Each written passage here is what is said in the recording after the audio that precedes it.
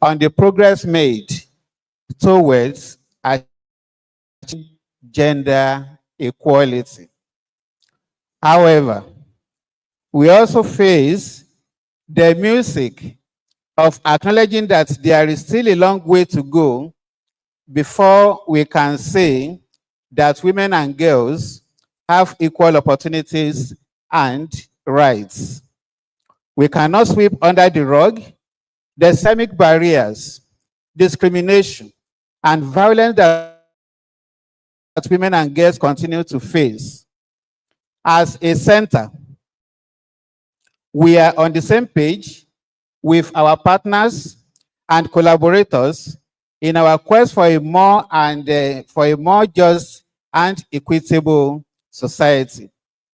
We pull out all the stops to advance human rights research and advocacy.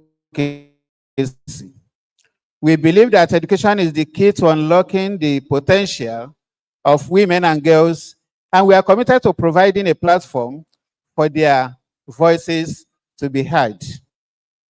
Today, the celebration is the tip of the iceberg. It is a call to action, a reminder that we must put our money where our mouth is and work together to create a world where women and girls can thrive.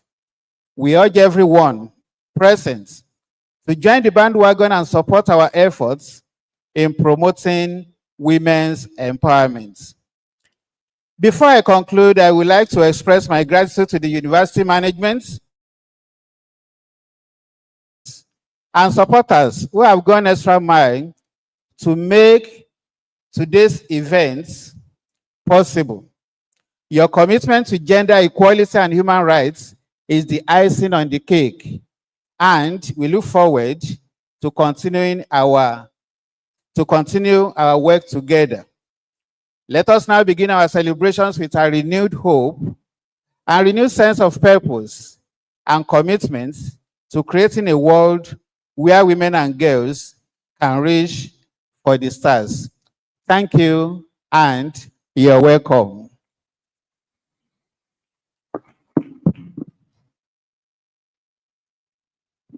Thank you so much for the beautiful welcome address from Professor Onobamiro.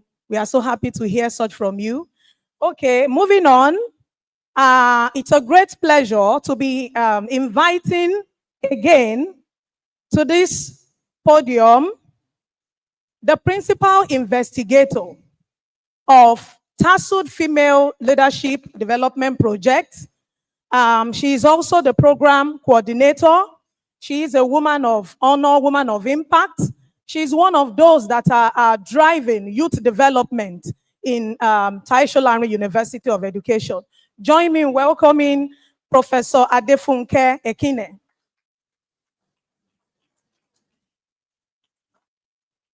You're welcome. Thank you very much. I wanted to say I'd like to stand on the existing protocol, but as a Christian, the Bible says to give honor to whom honor is due. So my appreciation goes to God for making this day a reality. And second, to our Vice Chancellor, who is ably represented by my Oga again, Professor Oladipo Esi. My appreciation goes to the registrar, my big brother, Mr. Dapo Oke. All other management staff in absentia. I want to recognize my mentor. She's been my mentor for so many years in different aspects of life, Professor Janice Olawoye. I'm happy that you are here when I've been pronounced a professor. She will always say, Funke, you must make sure you are doing so well. Thank you, ma, for silently guiding me. I'd like to recognize Miss Modupe Adetiba, a very powerful voice when it comes to student affairs. And I want to recognize all the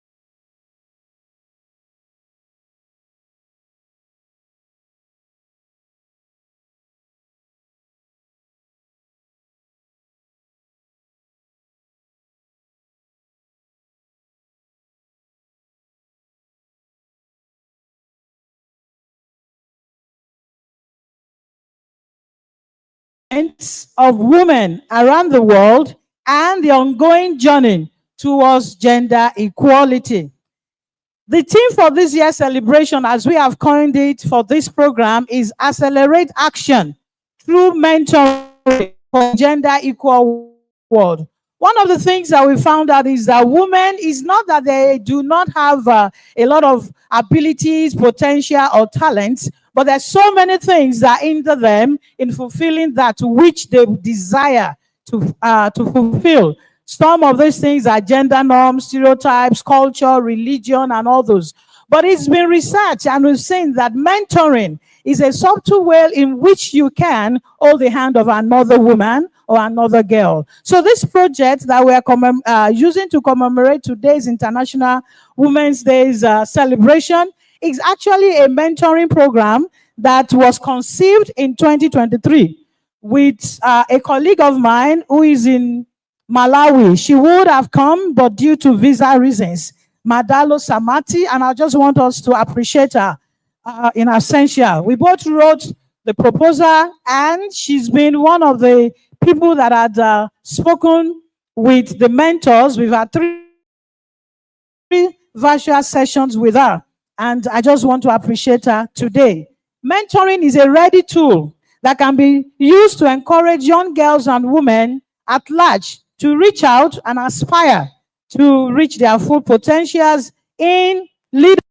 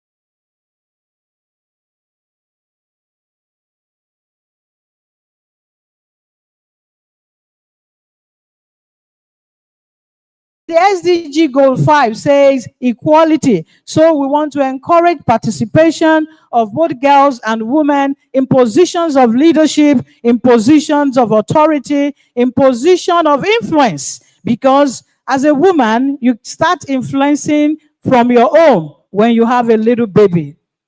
Today, we have been able to mentor 36 girls, though we started with many. And I want to say they've gone through 10 modules, and they will be given certificates at the end of today. I want to specially acknowledge the university management for encouraging us to be all that we can be. I want to acknowledge my brother, Professor Onoba Miro, for giving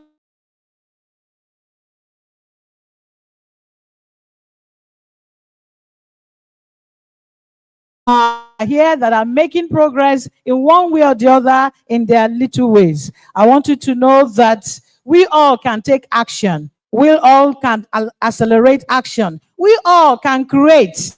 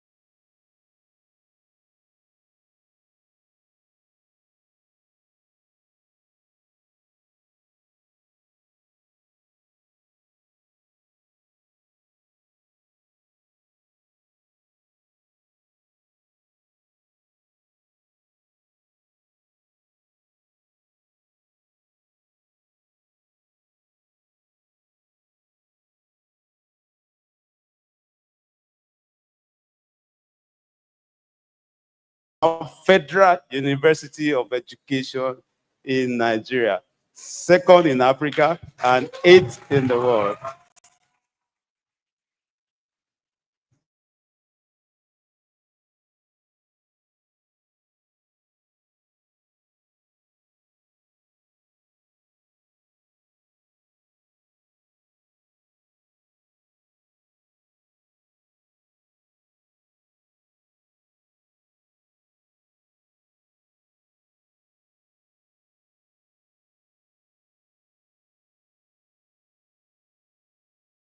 For you today as we gather to recognize and celebrate the incredible achievements of women around the world. And we are not leaving out women in TASUED as well. International Women's Day is a powerful reminder of the progress we have made towards gender equality and equity.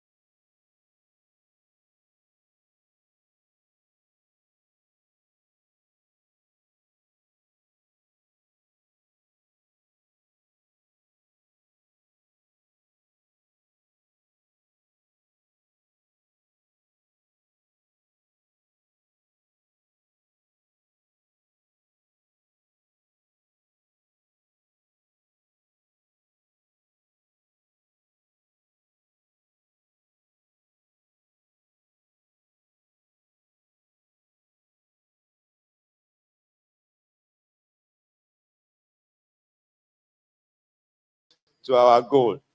As you know, in TASUED, we are all inclusive. We pay attention to details when it comes to that, and we do not look down on the girl child. It's my belief that God on our side, and we doing our best, will be able to achieve this. Thank you, and let us enjoy this day of celebration and inspiration. God bless you. Thank you so much, Prof. Okay, so we are progressing really fine. Next is the keynote address. And this will be on accelerate action through mentoring for a gender equal world. And we have a wonderful professor here this day who actually suits this beautiful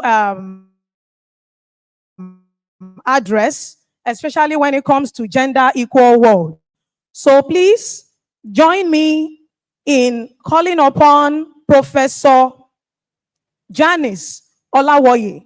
She's a professor of rural sociology from the University of Ibadan. Ma, it is not in my position to ask you to stand this day, but please permit me today to ask you to do so, ma. Thank you so much. While I invite Dr. Yinka Adediran to read the profile of Professor Janice Olawoye. Thank you. Thank you.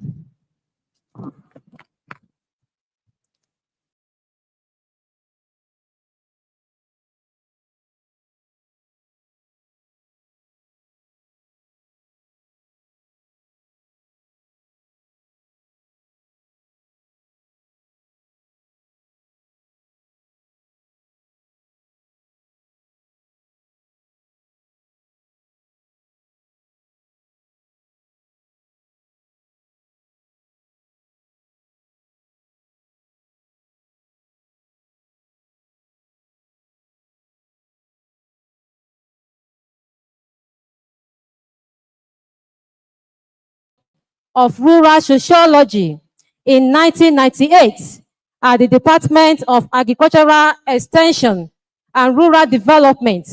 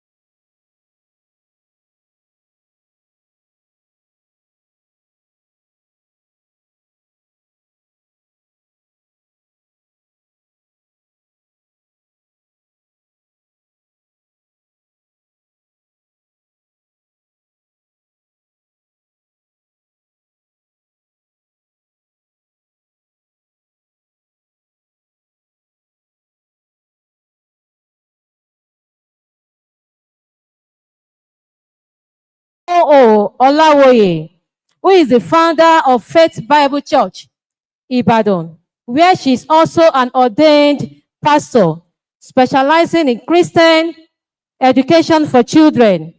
She has published 3 manuals of Christian teaching materials for children, as well as books entitled Teaching Children About Jesus, Successful Marriage, and the Valley. The Olawoyes are the proprietors of King's International College, King's Junior Academy and School of Further Studies at Moniya, Ibadan. The family is blessed with wonderful sons and cherished grandchildren. Distinguished ladies and gentlemen, please join me with a hearty round of applause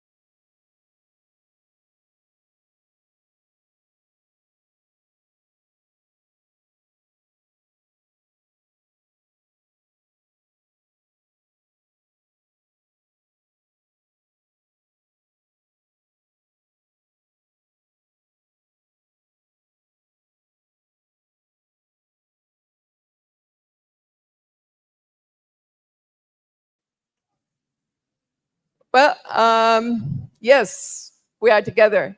Okay.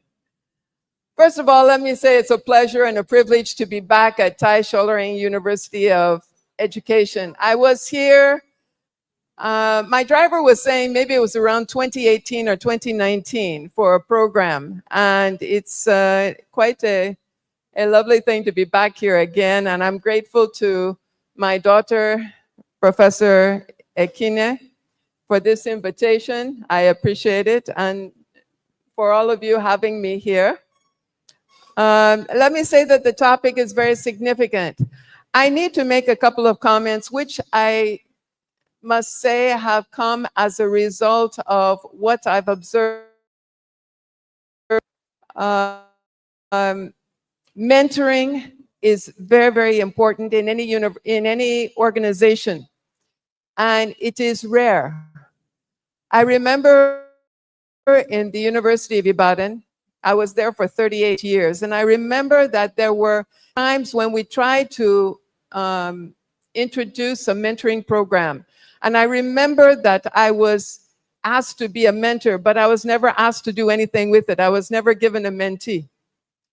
And so consequently, I want to congratulate, I don't know if they have done it now, I hope so, but I want to congratulate the university for this innovative and very important kind of program for mentoring. And certainly when we talk about gender equality, when we talk about raising women to even know who they are and to become all that they can become, mentoring is very, very important. Now, I'm making this presentation on the basis of realizing that most likely you've all heard different things about gender. We are not now at a point where we have to say gender is defined as or gender equality is. We should not be at that point now. I hope we have gone beyond that.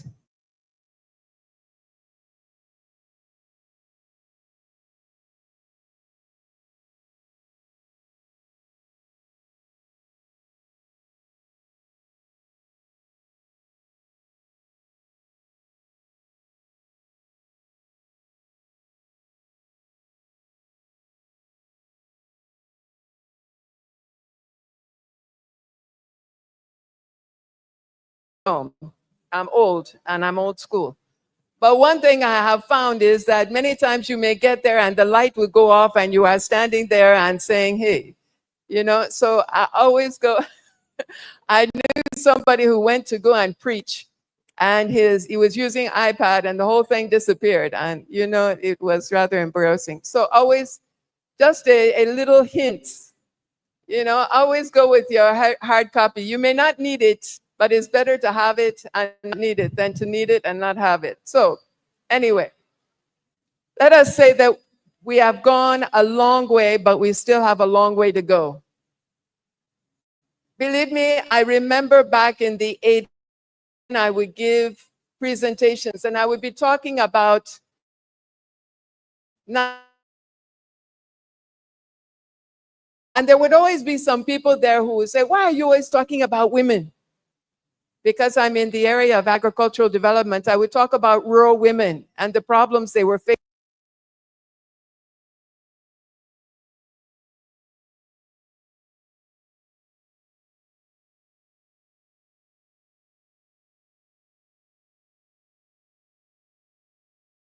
Time when you talk about women in development and later it turned into gender, you would have a great deal of hostility in the room, especially from the men not quite following it or they weren't quite recognizing the importance of what we were saying. So understand that we've come a long way, but we still have a long way to go. We have female professional pioneers that we need to appreciate. Look, if you know what some of the early women that were professionals, what they were facing, then you will understand that we will really truly have come a long way. I would talk about my mentor, Professor Bolanle Awe. She used to tell me about how when she was a young lecturer, and her husband was also a lecturer, both in the University of Ibadan, And they would not give her leave bonus because they would say, after all, you will go on leave with your husband. They would not give her housing allowance because, after all, you are living with your husband. They would not give her any tax relief because of children, because, after all, the husband has the children. And so there were so many opportunities that they missed simply because they were women and considered not to have the same privileges or opportunities as men. So we really need to appreciate those who paved the way, especially for you young ones. You should realize that where you are now, that you can talk about gender equality and really mean it, that you can see the potential, that you can be anything, that you can even understand you can be anything, is because some people did a great deal of work on your behalf. Gender awareness and appreciation has greatly increased over the last 3 decades. It's amazing. We will consider how mentoring can accelerate that process, though, because we are talking, I've been hearing so much in the last 1 week about accelerate action. In other words, we're in a hurry to get where we want to be. That gender equality is not something that is far off, that we are looking at far off. It's coming closer, and we need to do those things which will bring us closer there.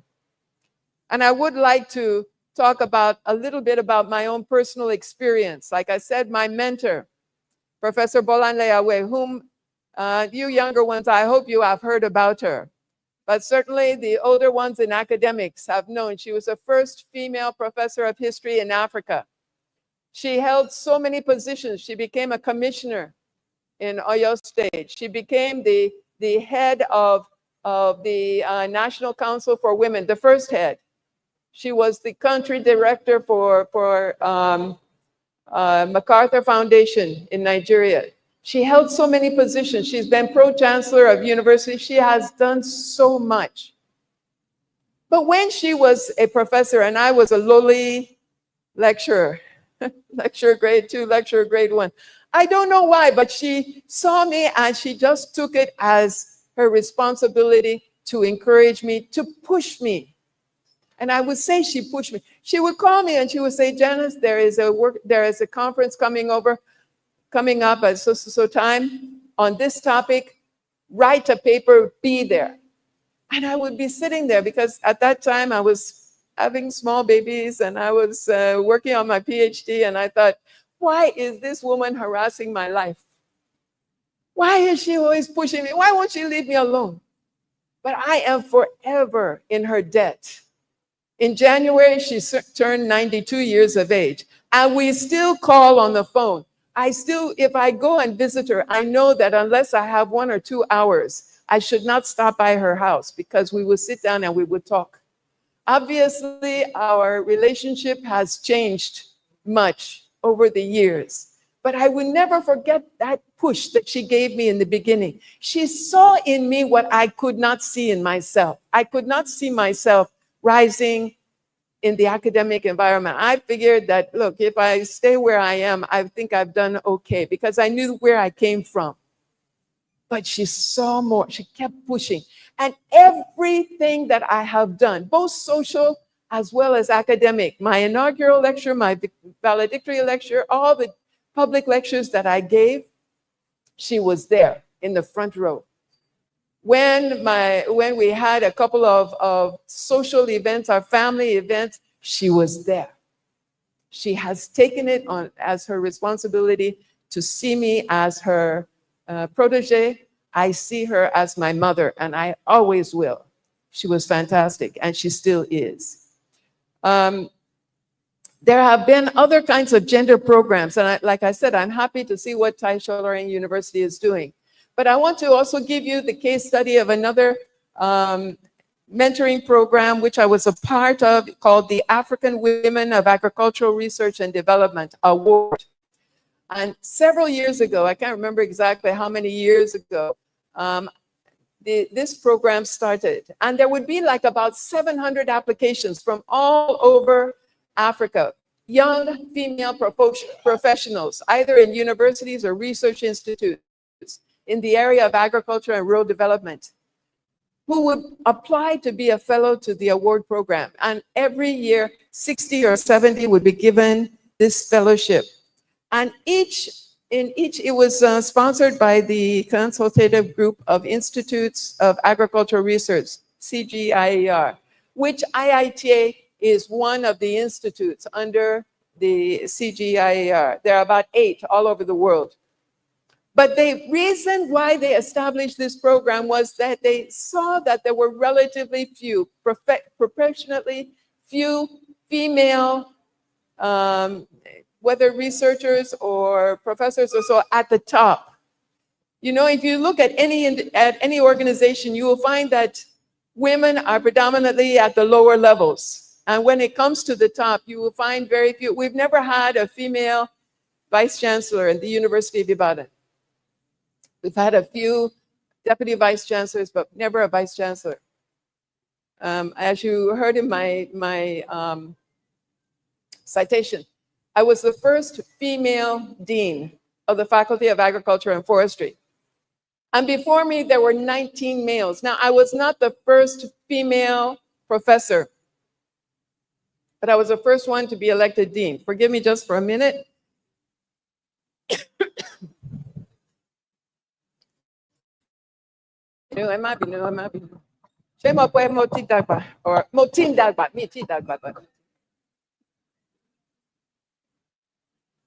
And so I would try.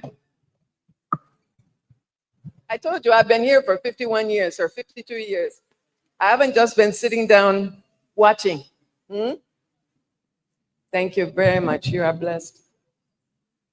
Okay. Now, for every fellow that they selected, they would also select a mentor in a relevant field, a mentor who was at a higher professional level.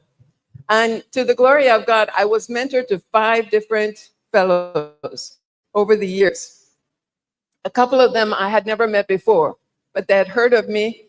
Award allowed them to select me as their mentor. And in that mentorship, they were given so many opportunities to push them forward in their professional levels.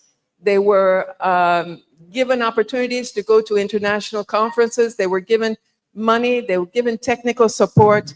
And they were given a great deal of confidence. And I think that's one area where we have to realize that mentorship is very, very important, to give confidence to young females. You can do it. So our goal is gender equality, where both men and women are able to share the benefits of development equally. In the workplace, males and females enjoy the same work benefits, opportunities for promotion, and so on. Look, I would tell you, when I was moving up, it always seemed as if when the men were up for promotion, the process was easier.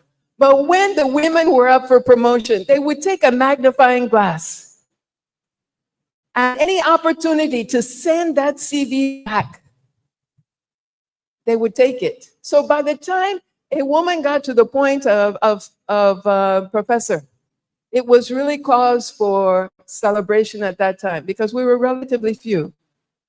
And I want to put on this, next slide, please. I want to put on this quotation. I've thrown a couple of quotations into the presentation. This one says, your assignment has a shelf life. In other words, you will be there for a while. I am no longer in the University of Ibadan. I retired 9 years ago. Thank God they're still calling me to a few places to still talk. So I'm gratified that they feel like I still have something worthwhile to say. But we have a shelf life. Some of my early publications, nobody knows them, nobody cares. All right? So there is a time. There is always a time. No matter how great you have been, if you didn't produce a successor, you are a failure. Success without a success. I haven't brought anybody up, then I have failed. I remember there was a professor of agronomy that when he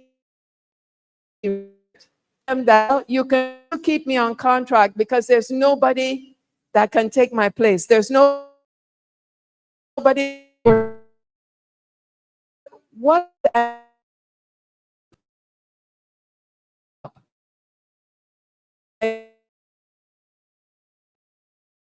mentoring and supervisory skills. It is not something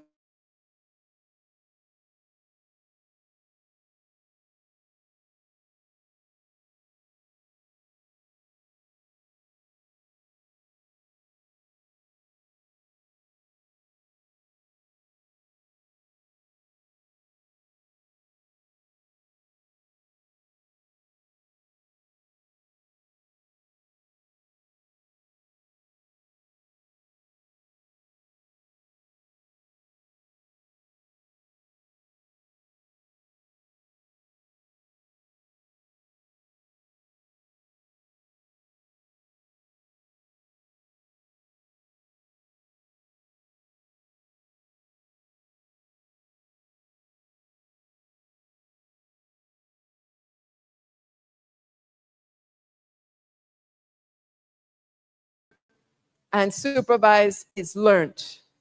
Most researchers and academics supervise or mentor without any form of training. And because of that, they don't do as much as they could.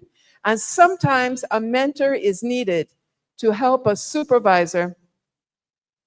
Oh, we're going to have problems now. My daughter, we're going to probably have a problem here because, you see, I gave a mentoring and supervisory training at IITA, which lasted for 1 week. And she tells me that I have 20 or 30 minutes.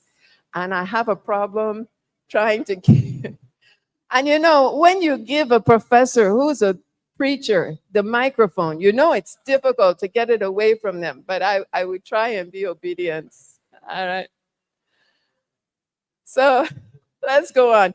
Introduction to mentorship. What is mentoring? Who is a mentor? A mentor helps someone to learn and develop faster than they would have done otherwise.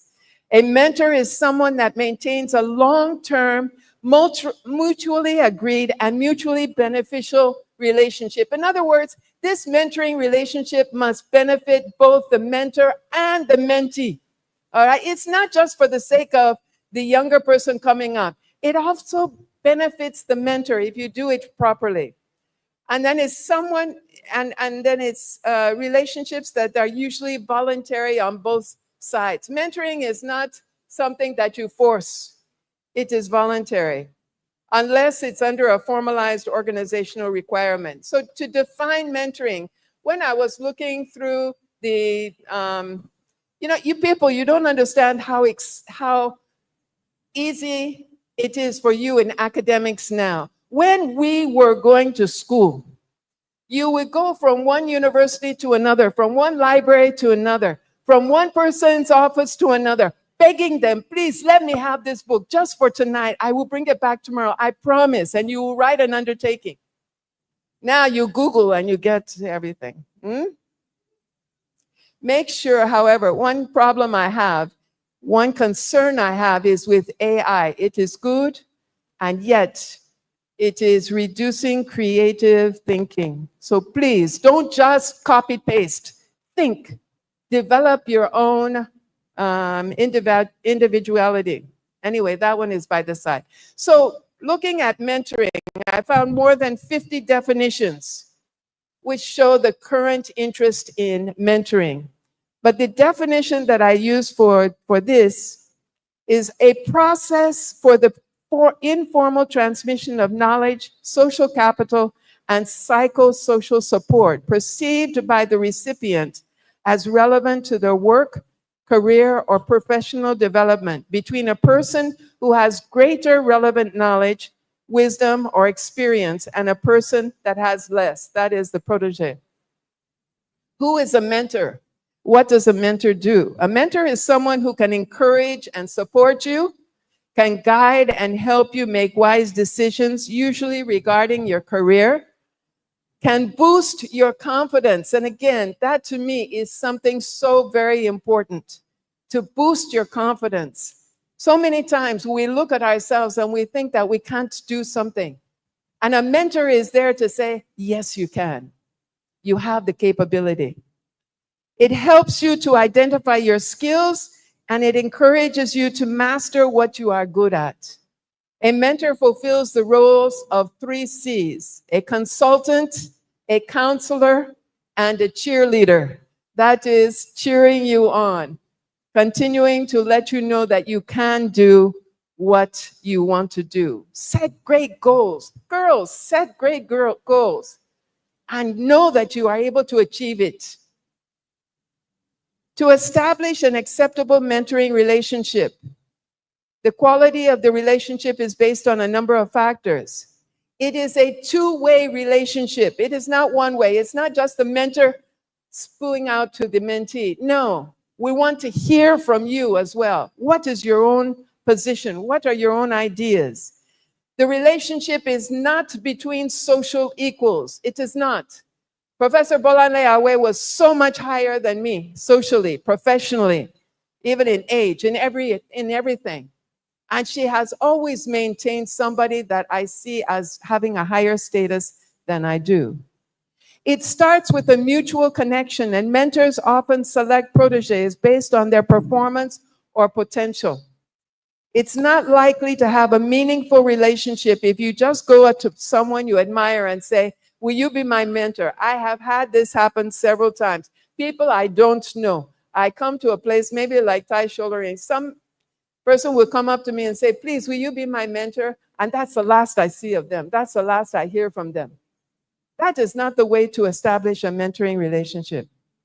And show the mentor that you value his or her time and inputs. Come prepared with questions and issues, not just to greet. Then act on that advice. Know that your mentor is a busy person. Don't just go there and say, hi, I just wanted to talk. What is your specific mission for coming? And use the time wisely. I'm going to skip a couple of things. Can we skip a couple of slides? The next one, there's a question of social diversity. In other words, some people are older or younger, but there are 8 qualities. Whoa, you went beyond me. Okay, one before that. There are 8 qualities of a good mentor, and I think that's very important for us. Both the mentor and the mentee should be aware of these things, because to have a good relationship, you have to know what each side is bringing to the table. Good mentors should take these roles very seriously and have several characteristics that help them to be successful. Number 1, they're willing to share their skills, knowledge, and expertise. You have to be willing to share what you know. You have to have a positive attitude and act as a positive role model. Don't be negative to anybody. Don't say, I don't think you're going to make it. No, that's not a mentoring relationship. Takes a personal relationship, personal interest in the relationship. Like I said, Professor Awe, she would call me sometimes and say, Janice, how are you doing? And I appreciated that personal interest. She went to everything I was doing. She cared, and she showed me she cared. A mentor exhibits enthusiasm. When your mentee is trying to do something new, show some enthusiasm, even if it's something you don't know. In fact, it's even a good thing when they come up with something you don't know about. It's an opportunity for you to learn as well. A good mentor provides guidance and constructive feedback. A good mentor is respected by colleagues and employees at all levels.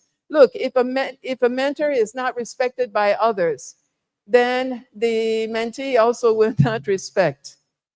And then sets and meets ongoing personal and professional goals. A mentor also has his or her own goals to meet. And the next quotation says, if what you learn and achieve and accumulate or accomplish dies with you, then you are a generational failure.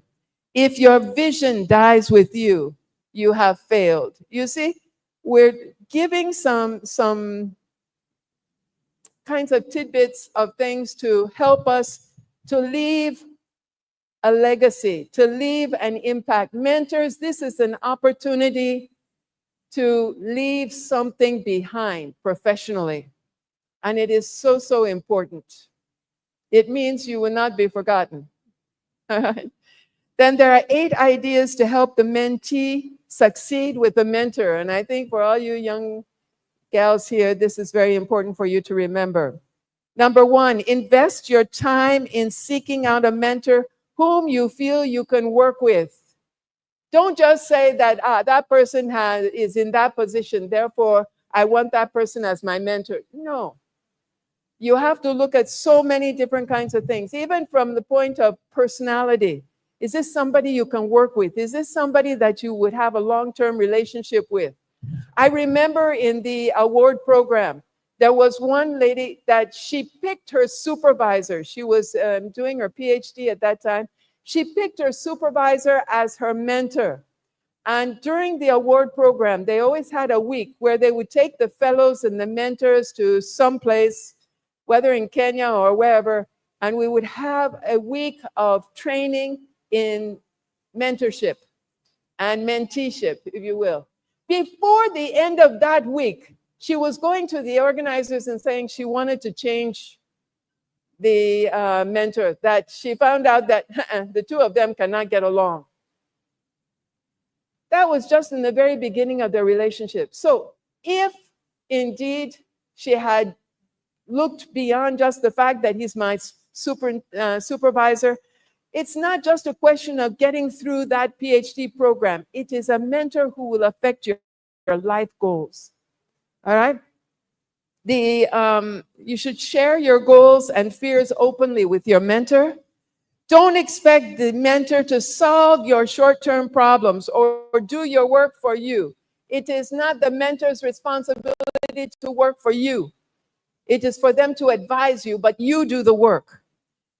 Don't expect specific advice. Share where you are struggling or failing. If you're having a problem, let the mentor know. Listen carefully and then research and apply the guidance. Show that you value the mentor's support. And don't abuse the relationship by expecting political support. That is, don't expect that person who is a mentor now to support you, whether you're having problems with your supervisor, or you're having problems with your department, or you're having problems in your organization. Don't expect that person to go and fight for you. Then when we talk about mentorship, we realize it is a changing relationship over time. Like I said, my relationship with my mentor has changed. At first, the mentor will take responsibility for developing the relationship, build the rapport, and ensure a conducive style of interacting. But as time passes, the mentee is likely to take on more responsibility, especially when to meet and what is discussed. And finally, a mentor may take on several different roles in the course of the relationship, depending on the needs of the mentee. I would say that now my relationship with my mentor is more one of daughter and mother. Okay, we're good.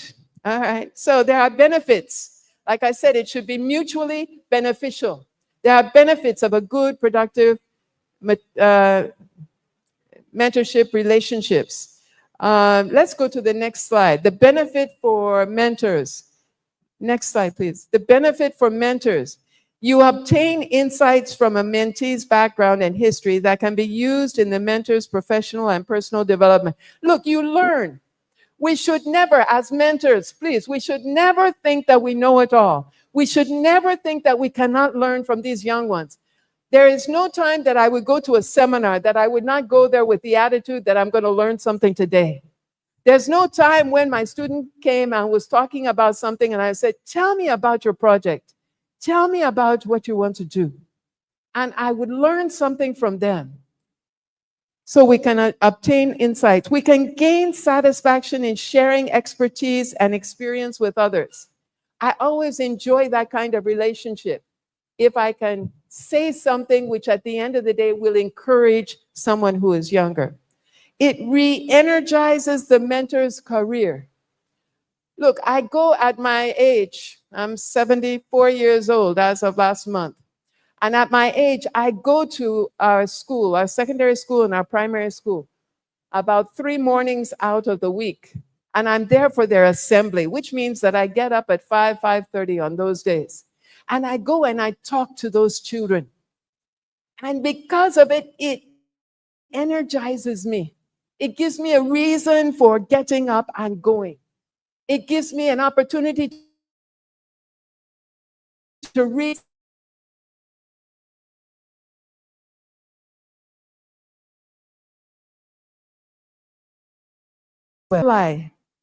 in promoting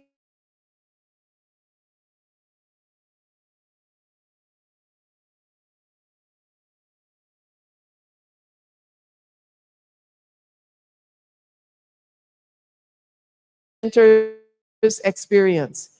You can receive critical feedback in key areas. You can develop emotionally. You can learn specific skills and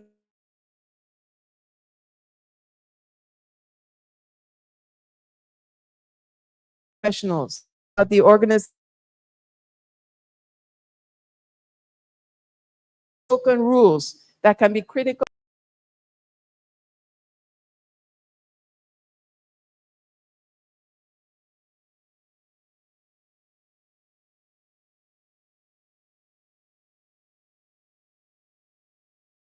I hope that in time you would also.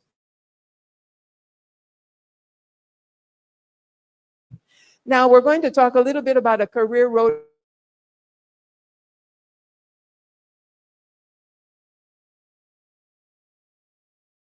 Show your purpose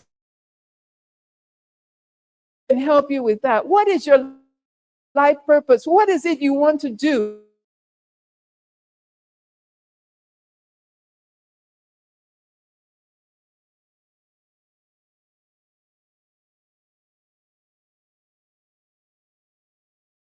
Healthier lives. What is your life goal? You should have a purpose. Everybody is driving them. And then you look at, how am I going to get there? What are the steps that I need to take there? And so there are certain questions. Questions for a protege to ask to help establish your career roadmap. Maybe if you're in academics, maybe you're presently at the level of a senior. Perhaps, again, if you're in the university, I'm using that as an example, professor, and then you want to be the vice chancellor, the university or wherever you are. How will I get there?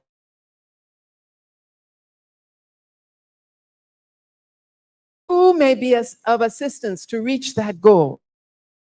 How will I source for the funds needed to gain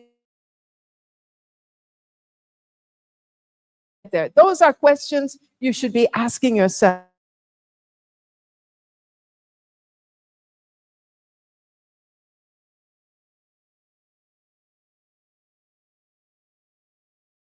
Those a log frame that you can use to plan.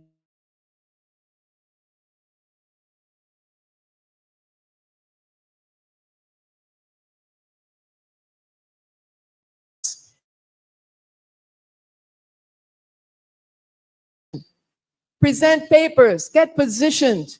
I need to publish. Indicators are the number, no, go back. The number of research studies carried out, the skills improved, the number of papers. And in any field that you're in, you develop indicators of your. How do I show that I am going higher to reach? I will reach that position. So the mentor's job is to assist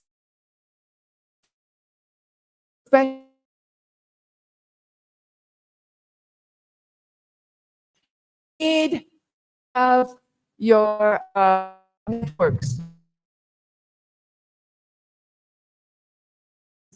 Influence networks, there are support networks. Next slide, please. And all of these networks will help you to get where you are. Nobody should be an island in their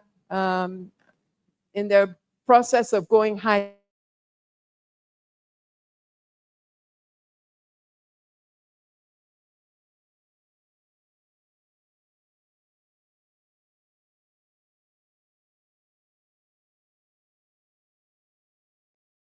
A role and a willingness to work hard. The impact of a mentor's guidance and wisdom now may not be felt for some years to come, but you will realize its positive impact over time and go on to become a mentor to others. God bless you, and I pray you will go higher in Jesus' name.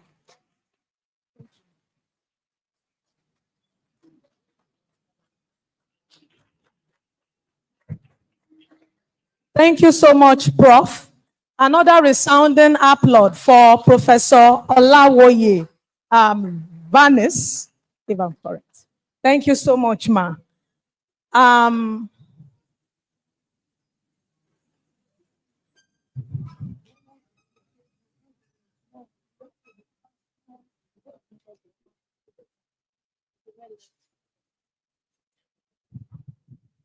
Okay, so I'm honored to invite here the registrar, Taisho Lanrin of University of Education, to come to the podium to help show some appreciation towards Professor Olawoye Vanis.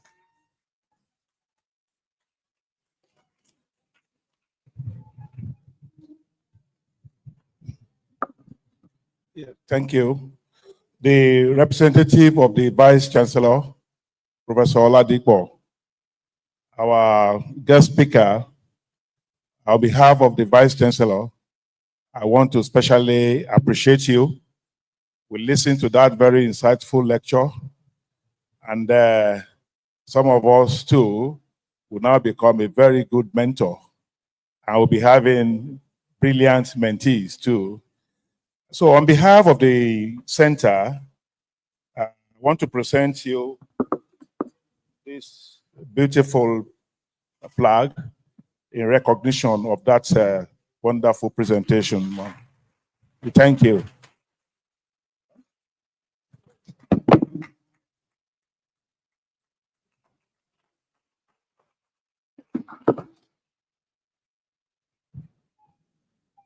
Yes, thank you. This is a very well-deserved award. Right now is picture time.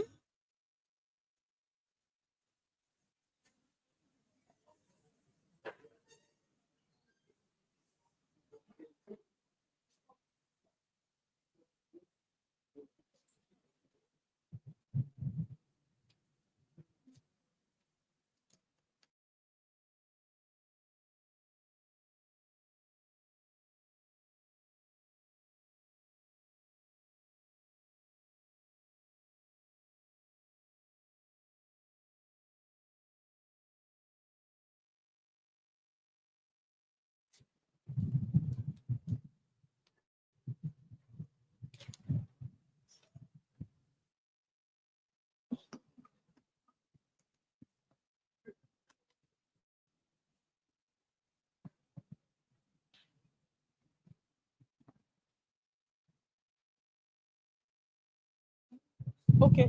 Mentors, can you please come up? Mentors.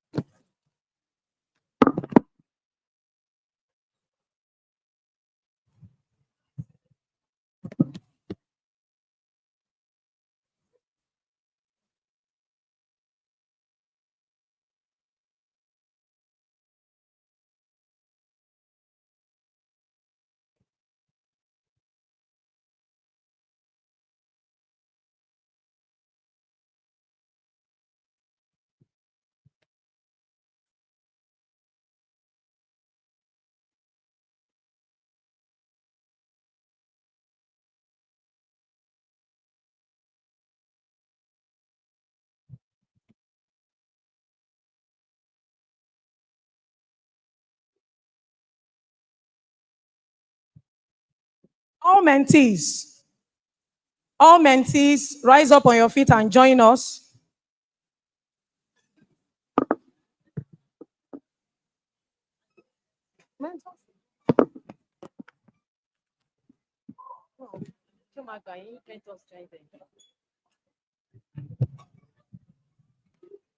If mentors join them, kò ní gbà wọ́n.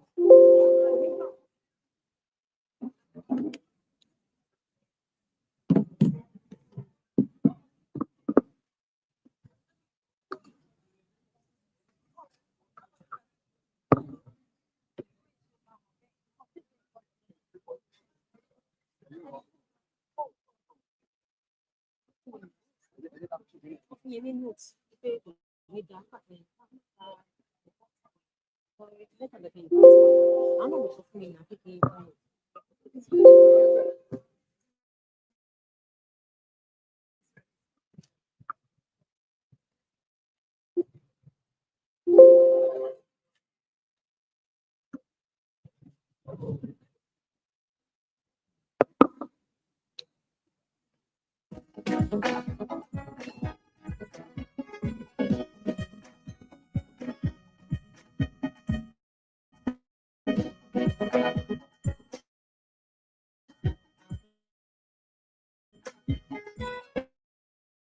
More music on tunesjam.com.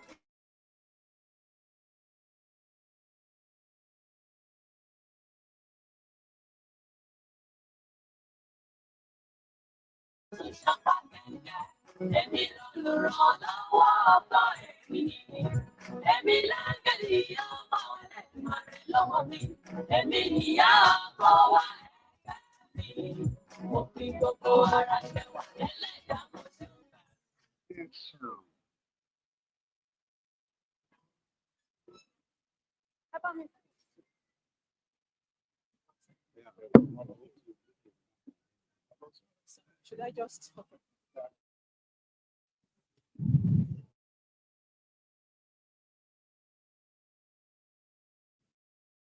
The director,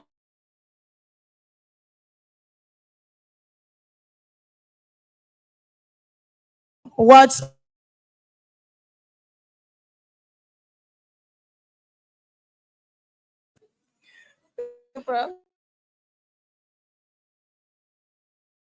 Thank you to our mother, praise. Several things we have based on the new transformation. So we just excuse myself, but everyone has so much? Thank you.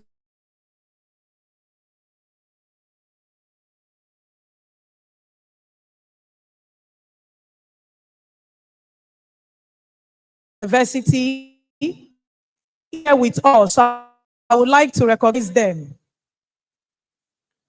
Professor Ann, the Dean, College of Specialized and Professional Education. Thank you so much for being a part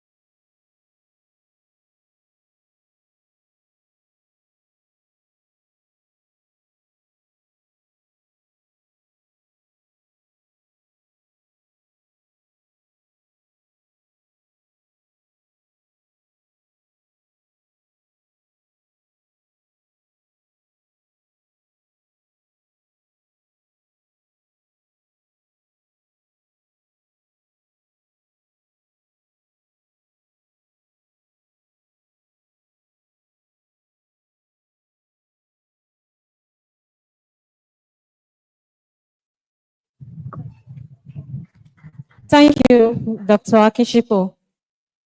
Distinguished ladies and gentlemen, the next thing that we have, the next item in our program is panel discussion. And we have our panelists here. The first among them that I will invite to stand is the Senior Special Advisor to the Ekiti State Student Affairs. That is Ms. Modupe Mary Adetiba.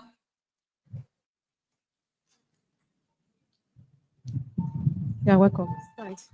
So I would like to quickly read the profile of Ms. Modupe Mary Adetiba. Ms. Modupe Mary Adetiba is a seasoned development practitioner and a future Africa. Okay, Ms. Modupe Adetiba is a seasoned development practitioner and a future Africa scholar with extensive expertise in youth and gender development, with over 2 decades of experience in community leadership service.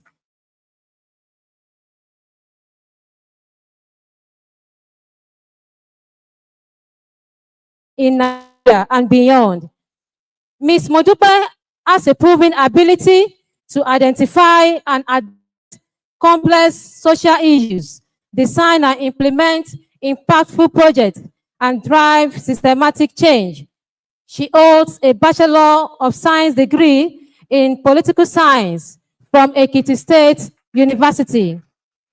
And she holds a master's degree in Conflict, Security, and Development from the Nigerian Defense Academy. She is currently pursuing a Master's of Science degree in International Relations and Diplomacy at Afe Babalola University, Ado-Ekiti, with a strong interest in sustainable development and social inclusion. At the third national president of the National Female Student Association of Nigeria, Ms. Modupe started impactful campaigns against violence and established mentorship platforms for female student leaders, empowering them with leadership capacity. Ms. Modupe's professional engagements include serving as a development assistant intern at the Bill and Melinda Gates Foundation, USA, through the One Young World Academy, acting as a youth for the Policy Innovation Center by the Nigerian Economic Summit Group, NESG, in 2003, and being a board member of the Nigerian Youth Future Funds since January 2022. She also serves on the board of trustees of Mavic Impact Foundation Africa.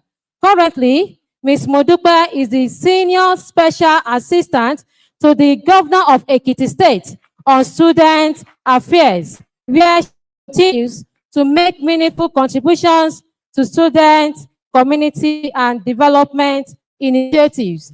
Please, distinguished ladies and gentlemen, join me to Ms. Modupe Mary Adetiba as a special panelist.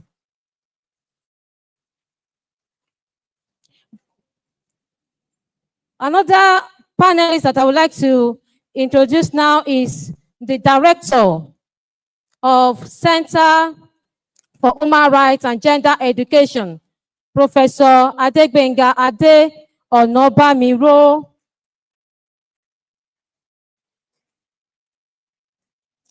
Professor Adegbenga Ade Onobamiro is the Director, Center for Human Rights and Gender Education, CHURGE, and former head of Department of Counseling, Psychology, and Educational Foundations, Education, Jagun, Nigeria. Now, Taisho Federal University of Education, Jagun, Nigeria.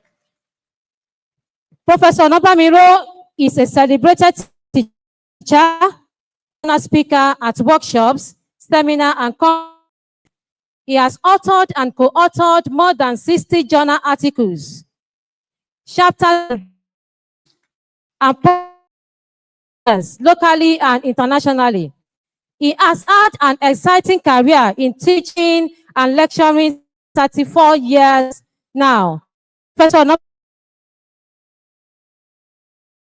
So, fellow institutions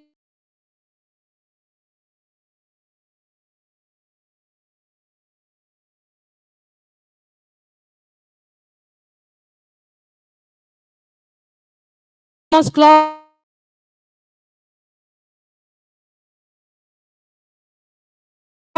is married to Princess Oluwakemi Elizabeth.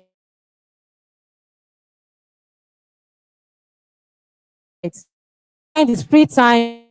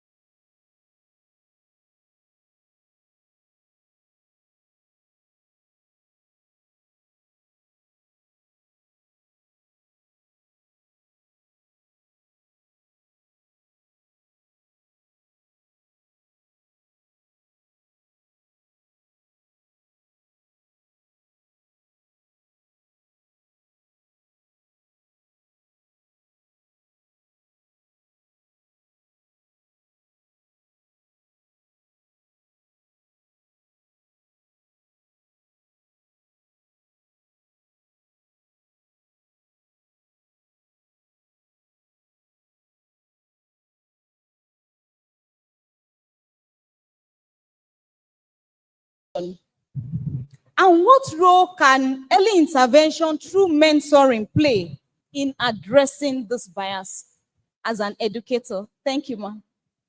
Thank you, Ms. Moderator. Your question, how do gender bias appear in education or even at the early childhood age? I would say that if we remember the way we parent or the way we bring up our children, we already set in gender inequality right from home. What do I mean? Most of us have had, they'll say, boys are supposed to play ball while the girls are seated in the kitchen making food, even though they are siblings. Already we have set a discrimination. We have made it to the girls to know that, well, your place is in the kitchen, why you should not play football. Even though we have female footballers, but I'm sure most of us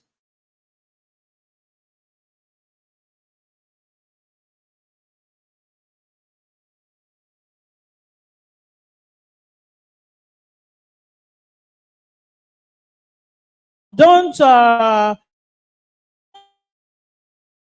you are climbing too much. There's so many little things, subtle things that we do that create gender discrimination or imbalance in the way we bring up children. In the education sector, we'll have in those days, I remember, but now things are changing a bit, and we hope that it will change for the better. Most times, if you enter an engineering department, you may have one, and the boys will be looking at you. What are you doing here? Why are you here? Your friends or your mates are in home economics, or they are in sewing and catering and doing all those things. If you look in the textbooks, you will see textbooks depicting secretaries as ladies, depicting doctors as men, depicting nurses as men. What happens to the male nurse? What happens to the female engineers? So in education, subtly, we try to say some career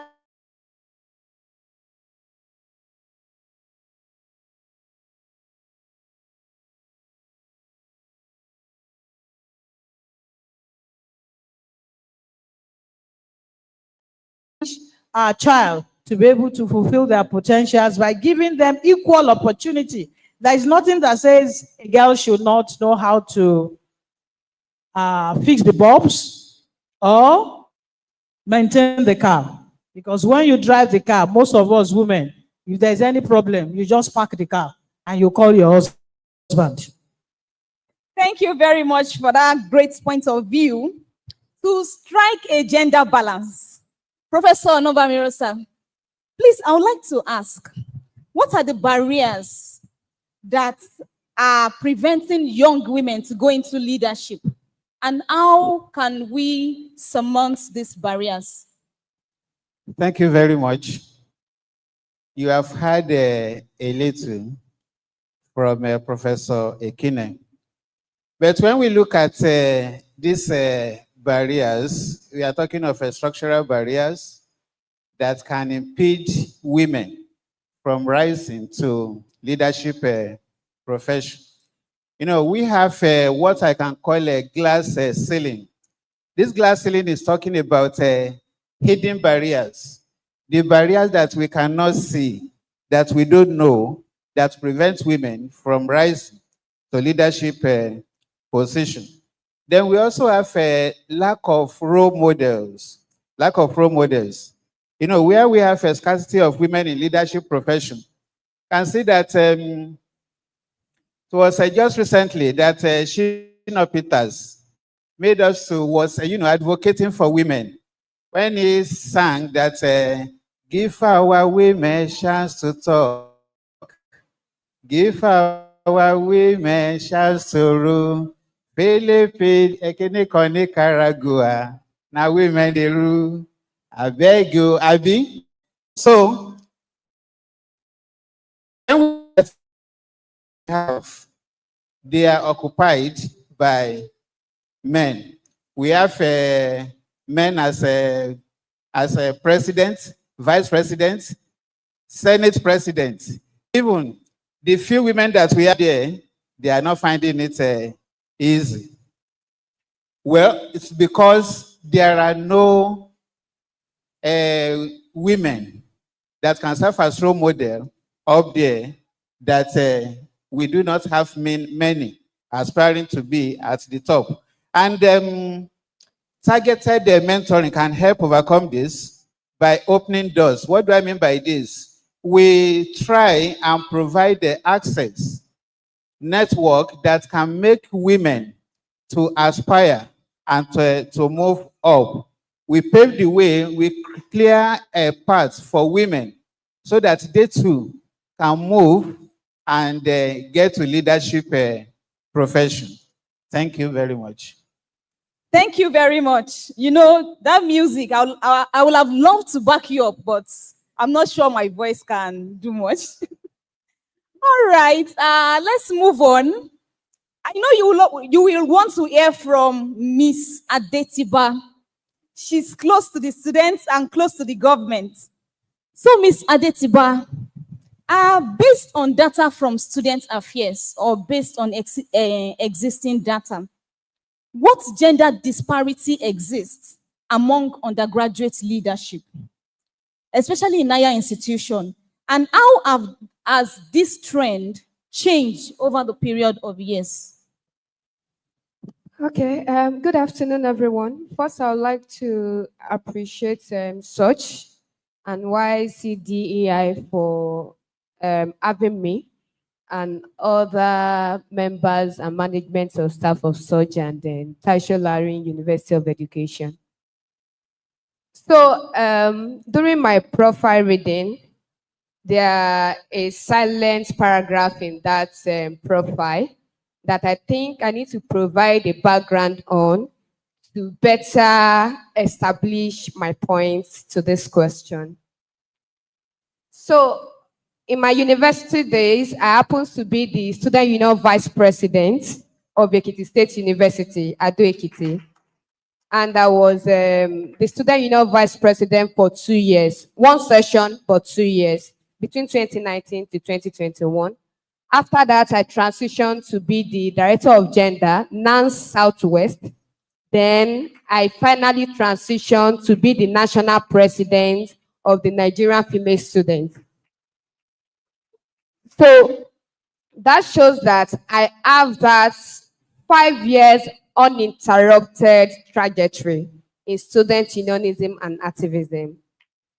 And the barriers that always happened among student unionism and female participation is not far from what is happening in mainstream politics or even outside, like in real world context. And the number one thing is that the female students' ability to inspire and to pursue that inspiration. I can always tell you for a fact, while growing up, every one of us wants to become governor, every one of us wants to become senator, every one of us wants to become so many things, beautiful, mighty, and great. But because of the existing structural norms and bias that always comes with that is affecting or limiting those aspirations to come to fruition, it always discourages young women, particularly female students, from pushing those aspirations to the finish line. When I want to aspire for the Student Union Vice President, so many, although the Constitution of ex-Susu spells out that female will be in that position, but the female who will be in that position, the audacity, the courage, and even the strength to pursue those aspirations to the finish end. What has changed over the years? When I was National President Nigerian Female Students, we have six student union presidents that are female out of 300 tertiary institutions, from colleges to university to polytechnics, monotechnics, and all. We have just 6. And out of these 6, something is very common among these 6. They are deliverables. Trust me, women in power, they are wonderful and they are very futuristic. Most of their initiatives that have been born out of sustainable, that is that will be sustainable. But the problem is, what is the reaction? What is the societal reaction when women are in power? Naturally, they see us to be naturally stubborn. They see us not to be submissive. They see us naturally to, to be too overboard, to be too ambitious. And these are the things that always set in that barrier. Whenever women want to make a change, whenever female students even want to aspire, it just be like, oh, they will not see me as somebody that is ambitious. Hope this person will not be looking at me like I'm a threat, like I'm coming here to just send everybody away and all. So finally, on that point, student unionism and female participation in student unionism, over the years, the stories has always been the same. We might say that we are progressing, but in the real sense of it, having 6, currently now we even have less than 6 student union presidents across all the tertiary institutions in Nigeria. And in Southwest now, we have just only 2, which is the student union president of Osun State University and the student union president of Federal University Oye. How many tertiary institutions do we have in Southwest? And we're having just 2 female student union presidents. Is it that we are not having people who are aspiring? Or is it that then the question comes down to what are the forces? How are we unconsciously promoting and strengthening that gender structural bias that has continued to empower men? Okay, if I'm saying empowerment, that might sound ambiguous. That might sound like maybe we don't want men to rule. That has continued to discourage women from taking leadership position. Do I answer that question? Thank you. Thank you very much. Member of the community, that means you are a key player if we want to achieve the gender equal world. All right, we've heard from the professors. We've heard from the person between the students and the government. Now, let me ask the students, a representative of the students, who will be able to tell us about students' experience. So let me ask you, Miss Adenuga, as someone who is currently experiencing undergraduate education, what gender-based obstacles have you personally encountered in pursuing leadership opportunities?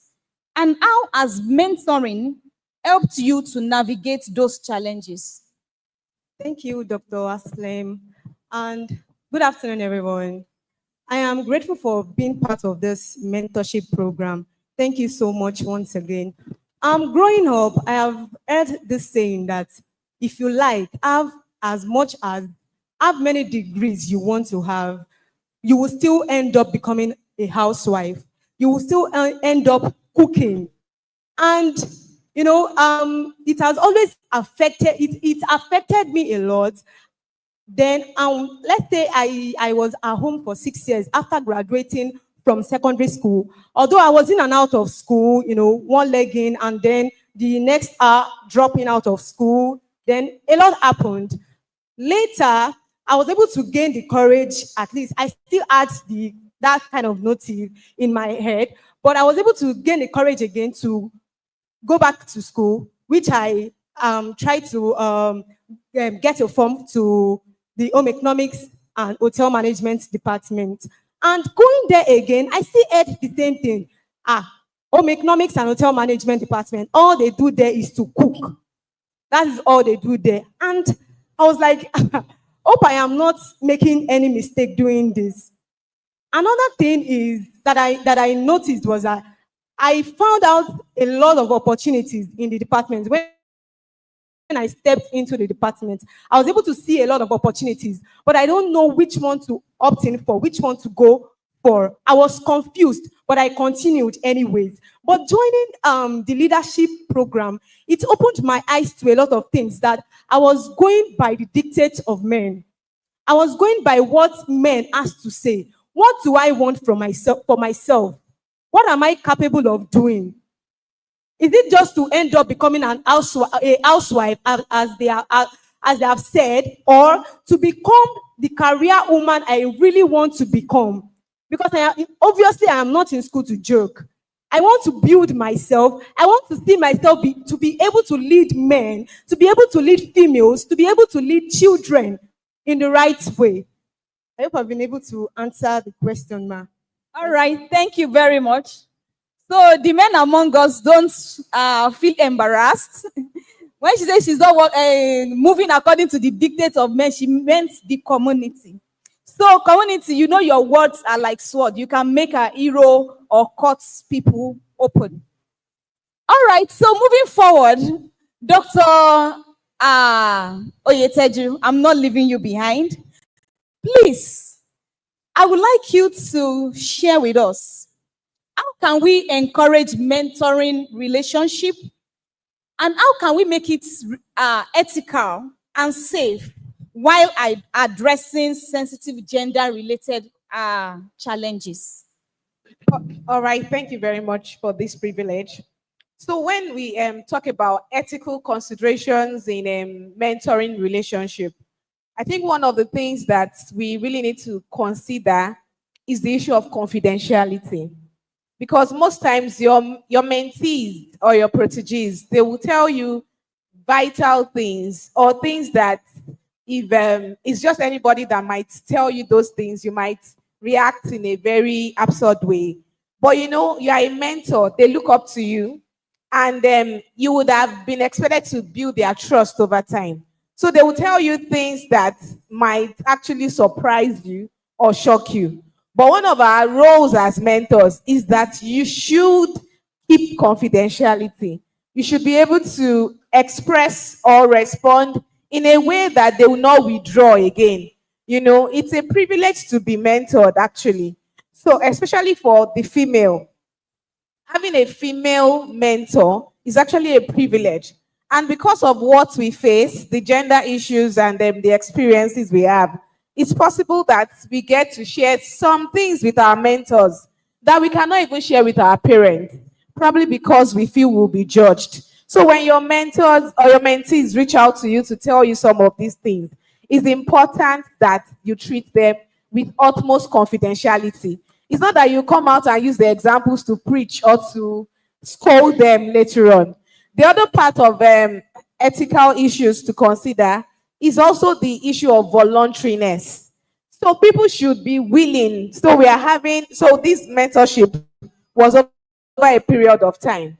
I did not expect my mentees to open up to me in the first time we meet.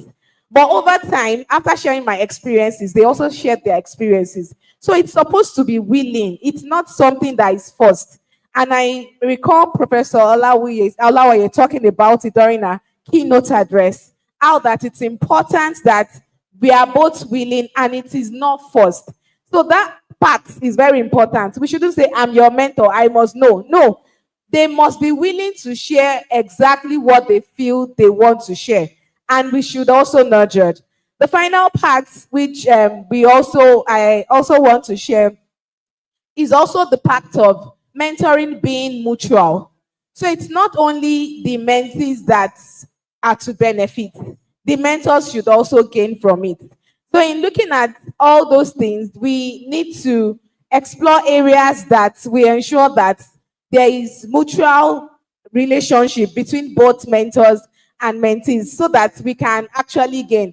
And I think one of the strong points for the CRF mentorship was because it was the same gender.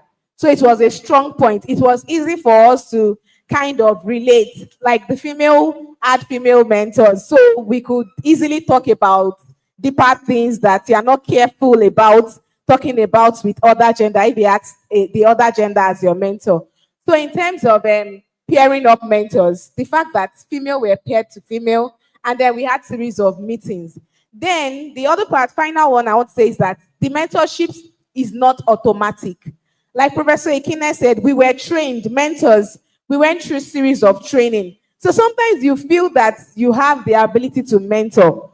But you know, when you are better equipped for it, you see that, wow, there's a different aspect from which I'm seeing this.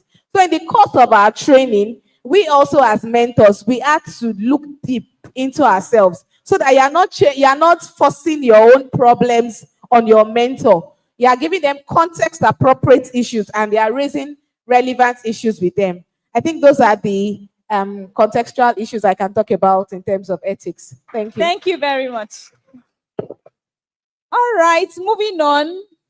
Sir, Professor Onobamiro, sir, I would like to ask, how can we structure mentoring programs to address both individual empowerment and systemic change simultaneously? Thank you very much. It is possible to structure mentoring programs to address both individual empowerment and systemic change simultaneously. Let me start by saying that we are to kill two birds with one stone. What do I mean by this? We address individual empowerment through mentoring, while also promoting systemic change through advocacy and policy reforms. Then we also take what we call a holistic approach. What do I also mean by this? We consider the broader social and national context in which mentoring takes place. And what we should also note is that we foster a sense of community. This is creating a supportive network of mentors and mentees working together for change and thinking outside the box. So mentoring programs can develop innovative solutions and that address both individual empowerment and systemic change. Thank you. Thank you very much for that wonderful contribution. Professor Ekinema, please, I will like to ask, how can mentoring programs effectively navigate cultural sensitivities while still promoting gender equality principles? Can you go over that again, please? Can you go over that again? Okay. How can mentoring programs effectively navigate cultural sensitivities while still promoting gender equal principle? You know, most of the time when you are telling people about gender equal world, culture is always coming in as if you are being a feminist. So how do we promote a gender equal world without and still navigate cultural sensitivities associated with it? Well, if I get your question well, which I'm not too sure whether I got it, but I'll speak my mind, is that whatever you do, whatever intervention program you do as a development person, you need to put everything in the context of what you are doing or the culture of where you are. In as much as we are talking about mentoring women so that they can fulfill their potentials and all those, we are not saying they should leave their roles. There are some roles that definitely it's a woman that can do it. Take, for example, men cannot get pregnant. But what we are saying is in mentor that most times, like if you listen to Ms. Adetiba, she mentioned something. We all aspire as young persons. We have individual desires, but there are systemic problems. There are things you meet on the road that just like push you aside and you are wondering why. So mentoring programs are meant to be able to open your thinking, open your horizon, open your you to the opportunities and the availability of things so that you can see that these are opportunities I can pursue. like one of our mentees has mentioned, when she came to home economics department, she still felt like, okay, I'm ending up this. It's not that you will not cook as a woman, but your life is not limited to that. That's what we're saying.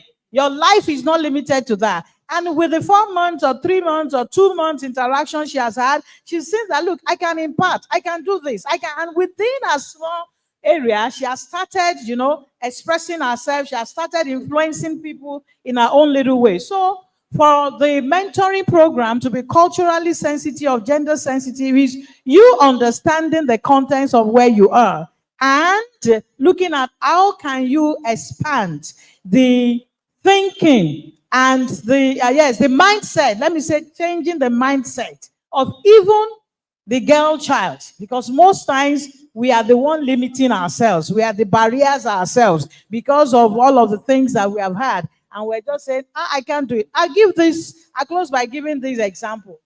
There's a young girl, which I told them when we were having the mentoring selection program. She was not in my department. I won't mention the department she was. But one of our professors then brought her to me and said, well, you're a gender activist, this and that. This girl, why don't you just mentor her? And she was on a 2-1. She normally in the department, ladies are secretaries, vice president, welfare officer. Those are the things they will give them. And I remember in her 300 level, she came to me. That was years back. And she said she wants to vie for the presidency of that association. And, I encourage her. We started talking, do your manifesto. What do you want to do? This and that. All of a sudden, a month's time, she came and said she's not doing. I said, what happened? She said lecturers told her she will fail. She was on a 2-1. That she should, why is she aspiring to be a leader? I'm talking of something that happened right here in this university. And because our lecturer, she was not in my department, our lecturer said, why are you doing this? And so she just jettisoned and she withdrew. But this girl went to serve in Abuja. And because she's followed me when we're having conventions or we're having meetings, conferences, she will be at the registration table, she will be how to organize and all those. So I told her, just volunteer. She started volunteering as a youth corporal. And before you knew, she was with the Jali program. She was being interviewed on radio. She became an author. I won't mention her name because people that know her here, they are seated here. And she has not worked for anybody. She hands in millions now as an author. She does a master class for people that want to write books and things, because I saw that she has a leadership thing inside of her. She knew what she wanted, but she needed an environment to empower her, to just give her that leeway. But they told her, you will fail, and they discouraged her, and she didn't. But I'm happy she took to her guts. She's leading others, and she's doing excellently well. So I'll just say that for the young girls, we're not saying you should now become arrogant or should now become more submissive to authorities. That's not what we're preaching. What we're saying is that there's something inside of you. Let there be an environment that empowers you to become all you want to be. Thank you. Thank you very much, ma'am. All right, moving on, Miss Adetiba. You've been like a minor lady among gentlemen from your experience going by your trajectory. So I want to ask, what role should male allies play in mentoring programs focused on gender equality? And how can they effectively be engaged? Okay, I will start by saying that in our journey, in our agitation towards a society where our women are empowered, where our women feel equally represented in discussions and in policy makings, in fact, in the rooms that matters, both gender have a role to play. Statistically, over half of Nigerian population comprises of women. So if we are talking about development now, that shows that half of that community must never be left out to discuss issues that affect them. And this is me saying that, like I said, it's a collective effort towards a gender equal society. men has a more role to play because they are in more room than the women. So if you find yourself in a room where there are no women or a woman, then it is expected of you that you should be a voice of women in that room, consciously and unconsciously. Because what goes around, they say it comes around. And the way the system works in Nigeria, it works in such a very, I can say, miraculous way that sometimes we find more allyship in men than in women. So if we find more allyship in men than in women, that shows that men has this more role to play even than us, who we are the major targeted, or who the conversation focus on, better put. So it's put on us as both gender, men and women, to encourage men to always speak for us in a table that we did not feel represented. It will just be like, is either as a joke or with seriousness or with just, why are there no women here? We can call Mrs. Langbaja, we can call Professor Tamedu, we can. That's way, even if others are not taking it with some level of seriousness, it's awakening their consciousness to the settings of that room that is not gender inclusive. And another one is, like I said, it is a collective effort in our mandate to ensure that we build a gender equal society. And in that collective effort, we should try as possible as we can to break that patriarchal mentality of men do this, women should do that. And who are the people that can help us to promote this thing? Because it's now becoming more or less like women fighting the men fighting the women. And you'll be there today, and you'll be here today, things like that. This is not a fight about superiority. It's not a fight about inferiority either. As a matter of fact, we are not even talking about superiority or inferiority in this context. We are talking about representation. So if we are talking about representation, then it's put on men to help us because they are better stakeholder to promote this, to promote and to help us break down this patriarchal mentality or orientation. For instance, if we are talking about women should be in this room or women should be represented, if the conversation is coming from men, the men will have that understanding that it is not a fight. It is not that we want to, the fellow men, we have that understanding now that this is about representation. It's not a fight of superiority. Men promoting representation and gender inclusion more, make it more, strengthen the credibility in the mainstream society. This is me saying that both boys and men, the first role they need to play is to also be an he or she advocate themselves. If you are in a room and men or girls, the women, okay, female now, they are not represented in that room. Be the voice in that room to speak for that gender. You are not speaking for that gender from the place of so that they will not make noise that is not inclusion. It's from the place of you accommodating more ideas, you accommodating more creativity, you accommodating another room for more innovations, you accommodating another room for perhaps for breakthrough, better put. Because in every community that leave half of the knowledge drive of that community outside the conversation, you always see half. There is no way one half will make a one. It is one half and the other half coming together that make a whole. So you shouldn't leave half of a community outcast while you are driving a whole project or a whole concept, idea, or as the case may be. Last part of the question. Okay. That's how can they be effectively? So being effectively engaged now is continuously promote gender and equal representation, number one. Number two is also as a father, as a brother, be part of the person that break that norms. Like I said, when you are as a father now, you are in a family and the mother of that family is saying, Nike, go and wash plates.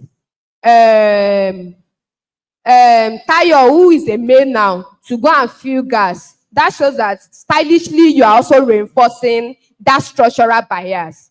What makes you think that Nike, that is a female, can't carry empty cylinder and go and fill gas? What makes you think that Tayo, because he's a male, can't wash plates? So we need to take a very deliberate effort to also break that cultural and historical norms that has continued to empower and strengthening that biases. Thank you. Thank you very much. That's a wonderful contribution. Dr. Odufuwa, please. What are the common reasons why gender-focused mentoring programs fail? And how do we mitigate this risk? Okay, thank you so much. So the question again is, what are the common reasons why gender-focused mentoring programs fail and how can we mitigate it?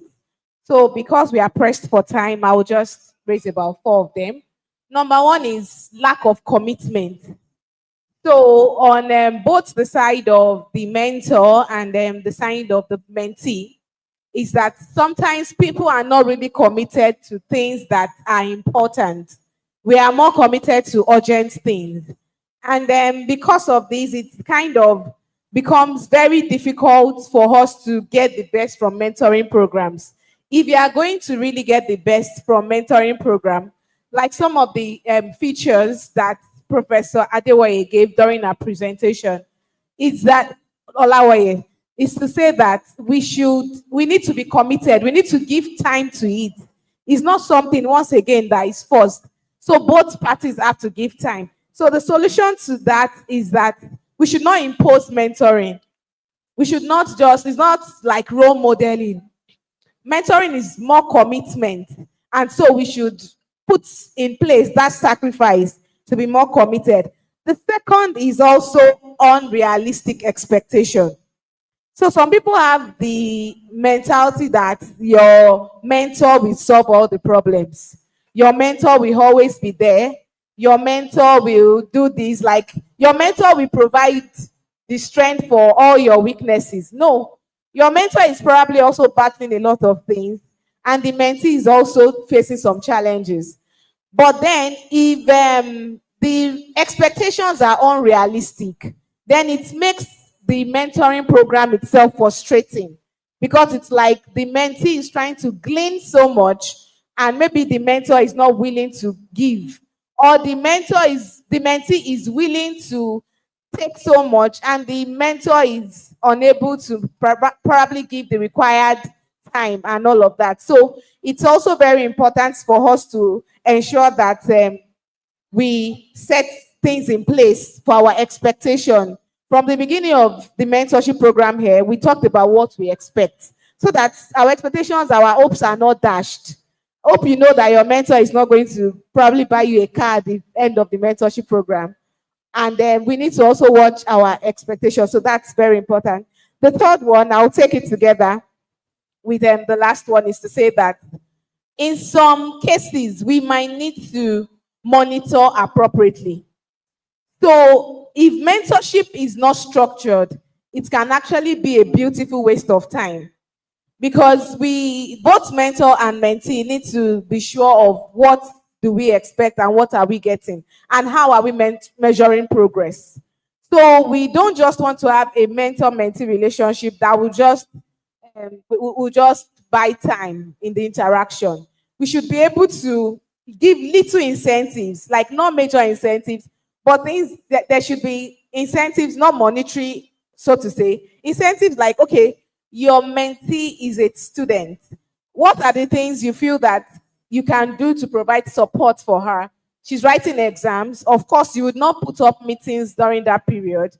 That can be a little distorting. So there are things that can be put in place, structures that can be put in place that will help us to monitor. Okay, so this month we want to work on time management. And then we talk about time management, we give a feedback on how we have been able to better manage our time. You want to discuss how to probably comport yourself. We look at what it is that we want to do and we get feedback.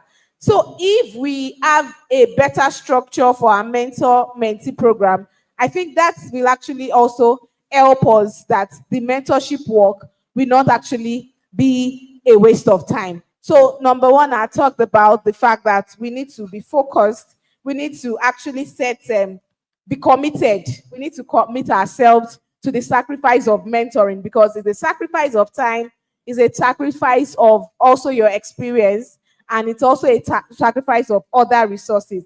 We need to also set realistic expectation between mentors and mentees also. We need to also ensure that we put structure in place to properly monitor and evaluate what we expect from our mentors and our mentees. Thank you. Thank you, Dr. Odufowa. Ms. Adenuga, because we are pressed for time and as a result of the upcoming university event, this will be my second to the last question. So, Ms. Adenuga, as you look to your future career, we've been talking about accelerate action through mentorship. So how do you envision using the lessons from this mentorship experience to advance gender equality in your chosen field? And what supports will you continue to give this work? Okay, thank you, Ma. Firstly, I would like to say, I want to become a feminist. Yes, I want to make females see the importance or all it takes to become a female. This thing starts from seeing. When you can see, you become. But once you can't see it, you don't become what you can't see.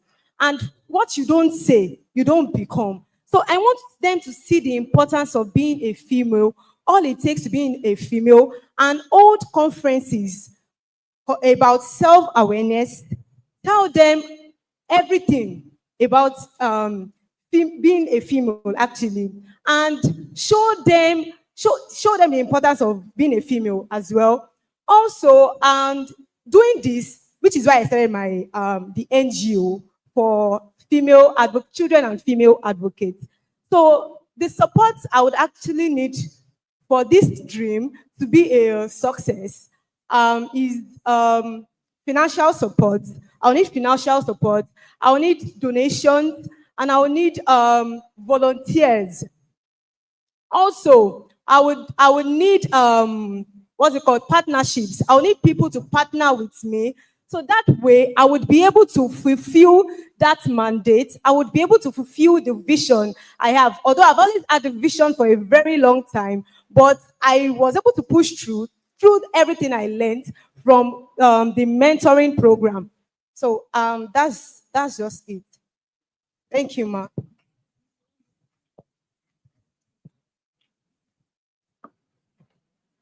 All right, because of time, please kindly encourage the panelists as they go back to their seat. That will be the end of the panel discussion for today. So thank you very much, my great panelists. I remain Dr. Oluwaseun Ansel. See you some other times.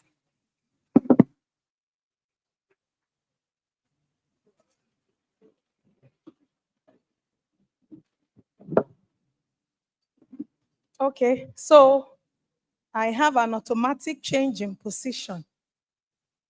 Wow, we are back. And I must say, the whole program has been so insightful.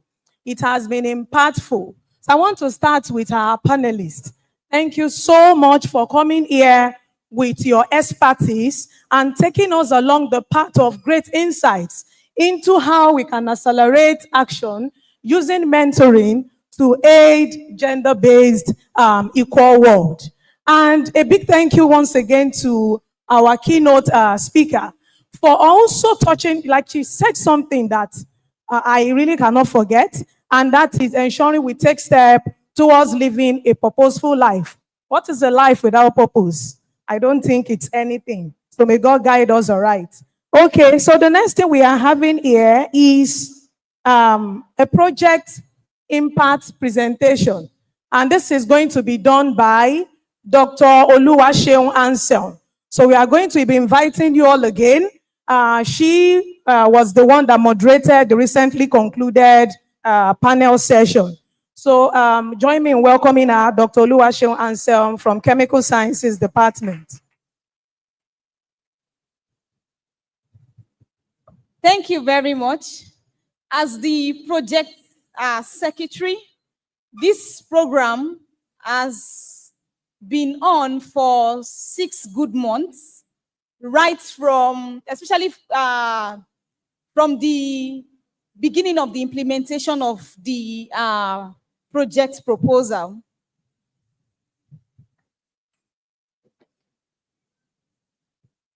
So as said earlier in the beginning of this project, I want to take this opportunity to appreciate all head of departments, especially for nominating the females that were mentored.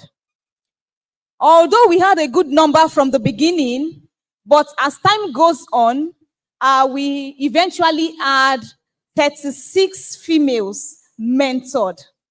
And today, out of the 36 females, 34 were able to push from the beginning of the program to the end. So please, mentors, I want the mentees to please stand up while we give them a round of applause for going through that wonderful 4-month program. And that has given us a good percentage of the mentees that started the program from the beginning to the end. Please, you can have your seat.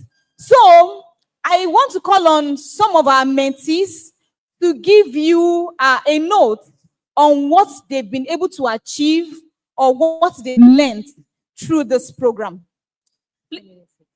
Okay, 1 minute. 1 minute each because of our time. So let me call on Miss Adenuga Esther.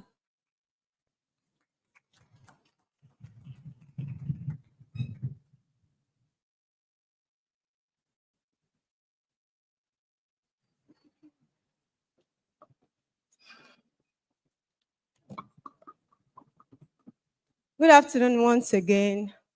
My name is Adenuga Esther. Good afternoon, ma. Good afternoon, ma. Yeah, my name is Adenuga Esther, and I'm really grateful to be part of this leadership mentorship program. Thank you so much. This program has instilled confidence in me. I have learned a lot because I used to have a very low self-esteem, but it has instilled confidence in me. I have learned about good communication skills as well, and I have learned all it takes to become a good leader also. And through the impact I got from this program, I was able to impact lives. I've always had this vision of becoming an NGO, impacting females and children as well, due to my past experiences. And I was able to give sanitary pads to 400 young girls in school.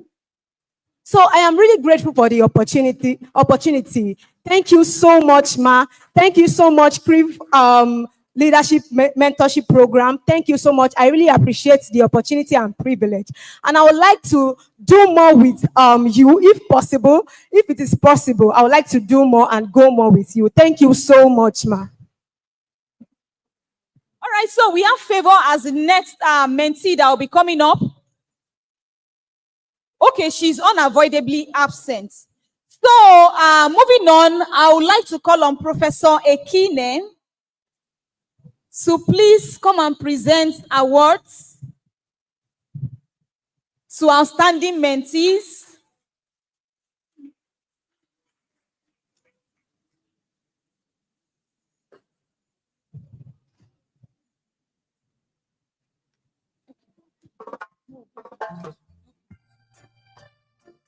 trendybeats.com. I'd like to invite our guest, Mrs. Banjo, I'm told. Mrs. Awolowo, ma. Yes. Thank you, ma. While we get this sorted, she'll just give a 2 minutes, just say something. You help us present the award, but just say something. Thank you.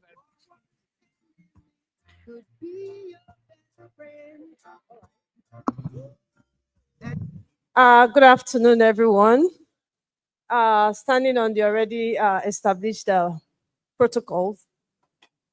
Okay. I was not expecting to say something, but let me just say this.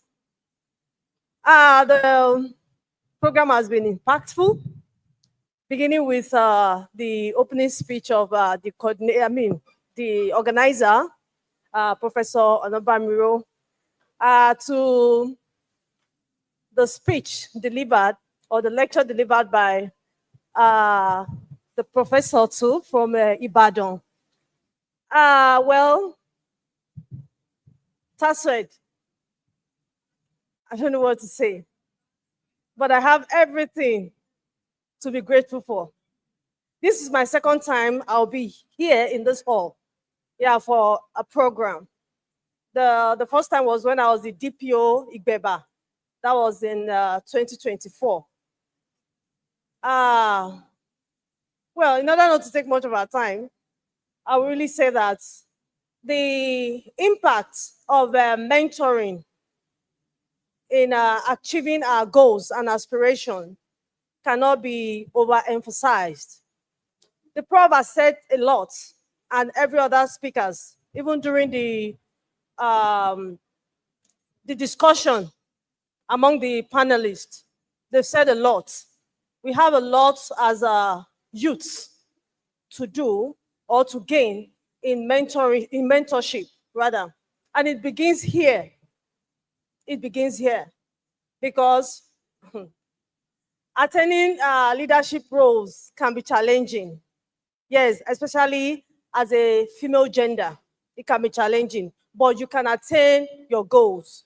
It is attainable. I mean, rather, they are attainable, right? So the essence of having a mentor is to help you, to encourage you, to counsel you, and to make you see your challenges from a different perspective. Yes, because you are not defined by your challenges. Your challenges will not define you, but the way you handle your challenges and the way you see those challenges while aspiring to attain your goals would go a long way to make you.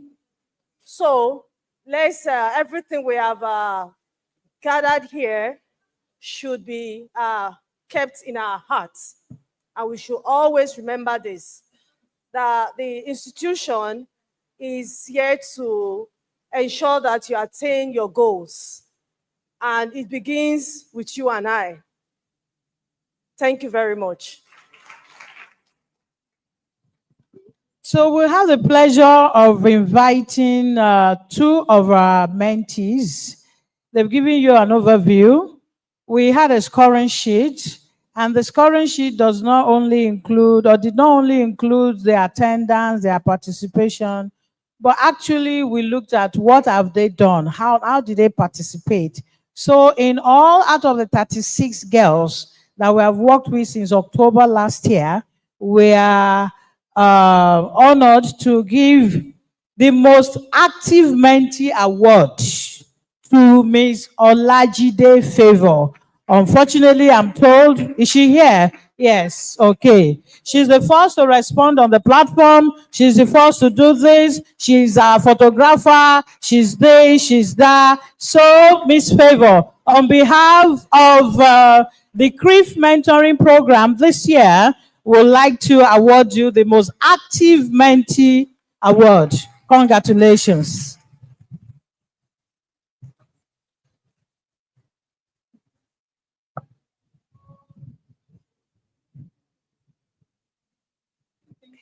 Then the second award goes to Ms. Adenuga Esther. When I was told within the 4 months that we have started selection, training, mentoring. She had reached out to 400 young girls. No, that's just something. She didn't think I'm a student. And then she giving them something. It's really encouraging and inspiring. So she has the most impactful mentee award.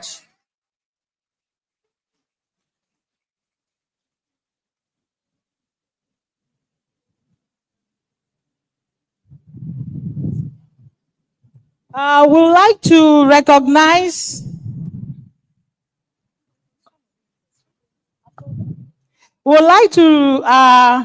appreciate our SSA. So I'll call on the Dean of Cosmas, Professor Oderinde, to help us do this. Thank you for coming all the way from Ekiti yesterday. She arrived yesterday evening. I know we didn't give you enough time. You were supposed to actually be here till maybe some time, but the university has a program. So we have to cut short everything. So our special recognition award present to Ms. Modupe Adetiran.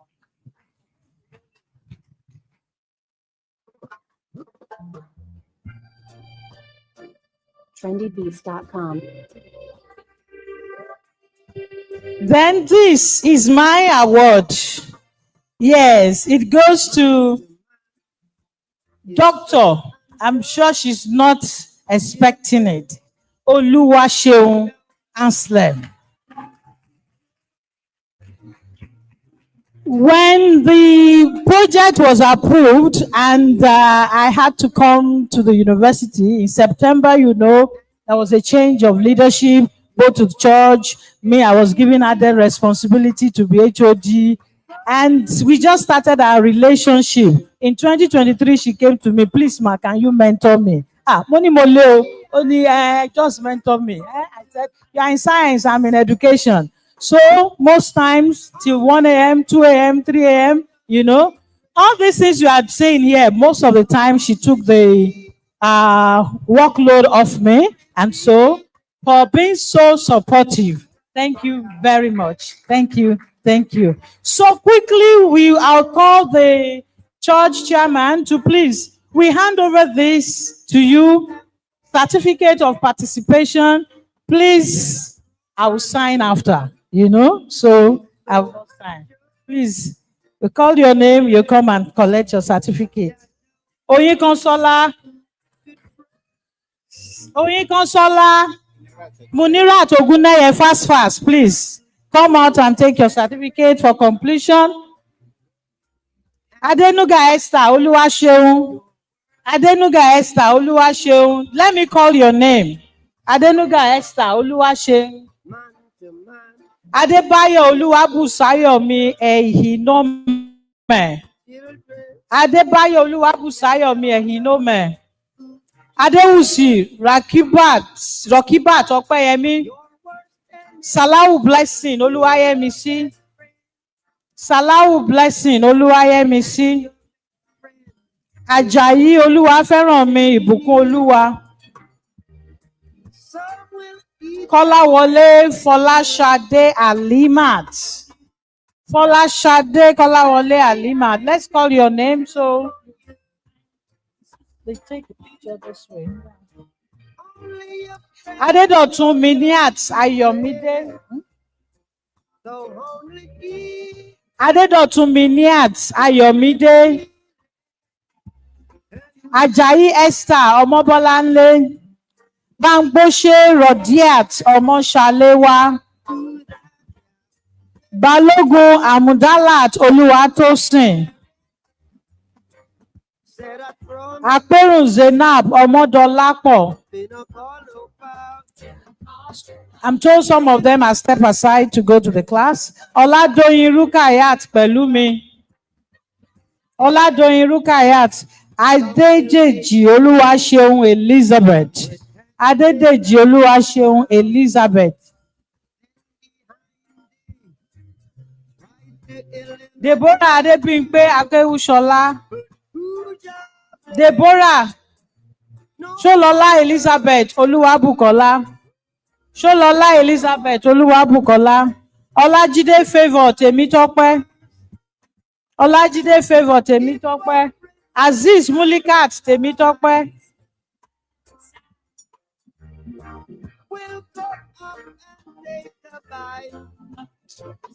No.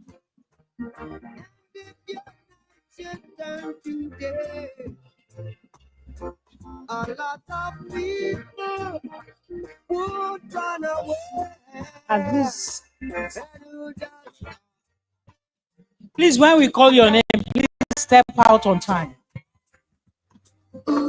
Ogunyale Omolora Eni Temito. Omolara Eni, sorry, Temito. Mokun Olu Tomi wá pẹ̀lú mi. Mokun Olu Tomi wá pẹ̀lú mi. Oshoko Abolanle Grace. Oshoko. Is it Oshoko? Oshoko. Ojo lọ́wọ́ Deborah Ọmọlára. Ojo Ọlárúkàyà àti Mọ́lẹ̀ Ayọ̀. Ojo Ọlárúkàyà àti Mọ́lẹ̀ Ayọ̀.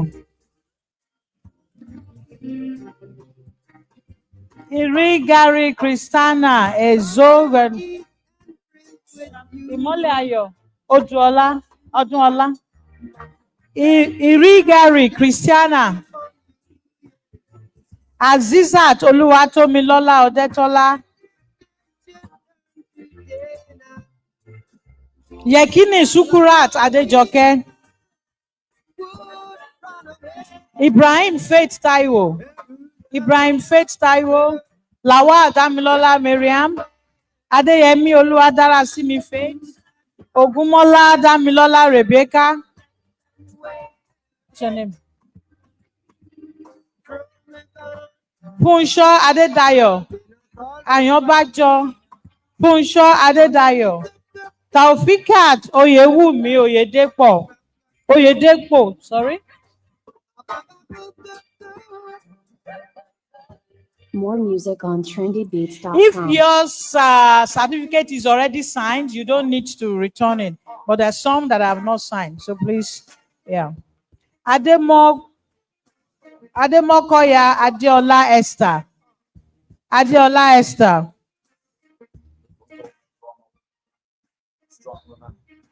Deborah Adebimpe Akewushola.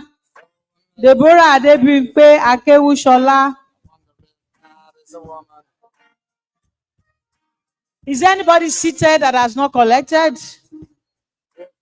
Okay, thank you very much.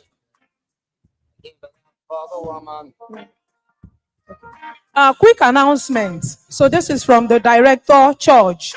The Sexual Harassment Committee meeting will be holding at Church Hall Tuesday, 18th March 2025 at exactly 10 a.m. So if this information is for you, please note. Thank you. Okay, now that the award ceremony is completed, we have a quick question from one of the audience. So I'll quickly go through the question before the vote of thanks. And one other thing, please. I would like to recognize the presence of a staff from Alare FM. Ijebode, you're welcome, sir. So the question.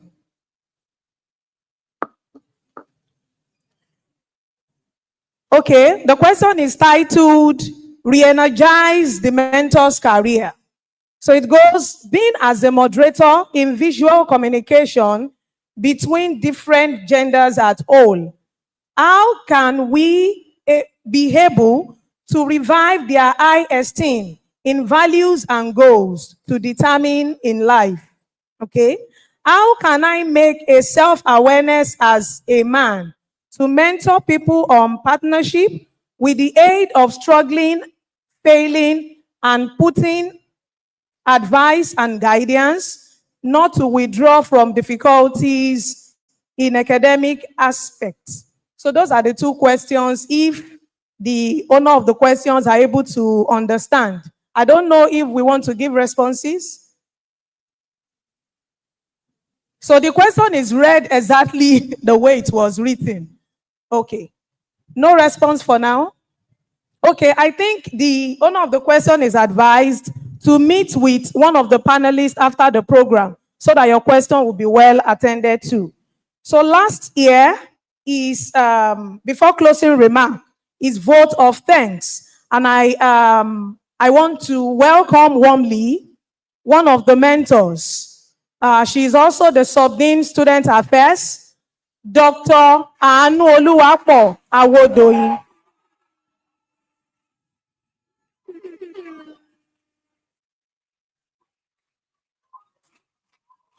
Beautiful woman.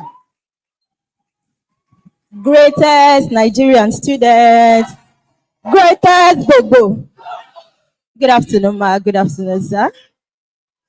Yeah, it's a great pleasure being here. And we've gone through the session of Accelerate Action through mentoring for a gender equal society.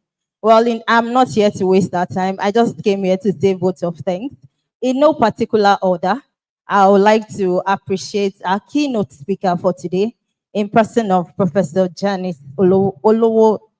Olawoye, thank you. Thank you for giving us time out of your busy schedule, all the way from Ibadan. We appreciate all that you have told us, and we know that it's going to take us great in life. Once again, thank you, ma. We also want to appreciate the presence of Mrs. Awolowo. Thank you for coming. And Miss Adetiba, thank you all the way from Ekiti.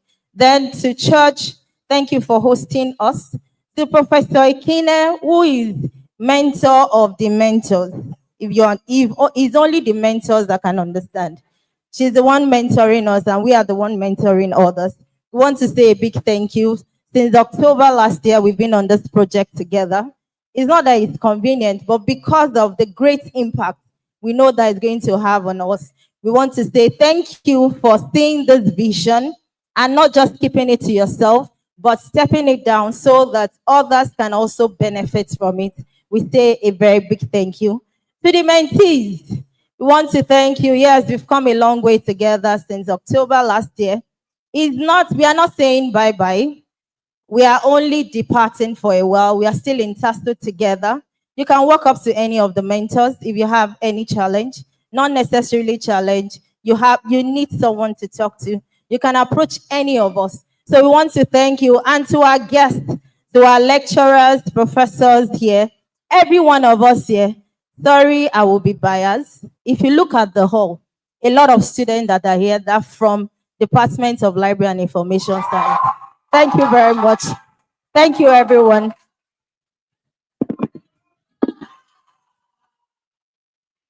I actually don't know what to say. Anyway, don't let me talk. Don't let me talk. All right, so the program is already coming to an end, and I'm super excited that we are not just going home empty-handed. We are going home with lots, and we are loaded already. Okay, so now we will be having our closing remark, group photograph, and I believe we all have been entertained with food. Inyo. All right, so I will be inviting Dr. Oshinubi, Dr. Adejoke Oshinubi, a senior lecturer in the Chemical Sciences Department. She is ably representing our Dean, College of Science and Information Technology, to give the closing remark. You're welcome back. Good afternoon, everyone. And I want to stand on the already established protocol. Just like the moderator has said, I'm Dr. Oshinibi, and I'm representing the Dean of the College of Science and Information Technology. Good afternoon, members of the high table. So I would want this event has been a very remarkable one, in the sense that it has indeed opened our eyes to different perspective of mentoring, who a mentor can be and what a mentee can benefit from a mentor. I myself in particular would say I am loaded from this experience, just like the moderator said. And I believe that everyone here is loaded, from invited guests even to the mentees. And I know that this experience today is going to be a resounding one in our minds even after we leave here. And I want to encourage the mentees that the experience that you've got, that you should go out there and become who you see yourself to become. Do not let the noise around you overshadow what you've learned, but take action with what you've learned in the period of 4 months, and go out there and be yourself. Take action and continue to impact lives.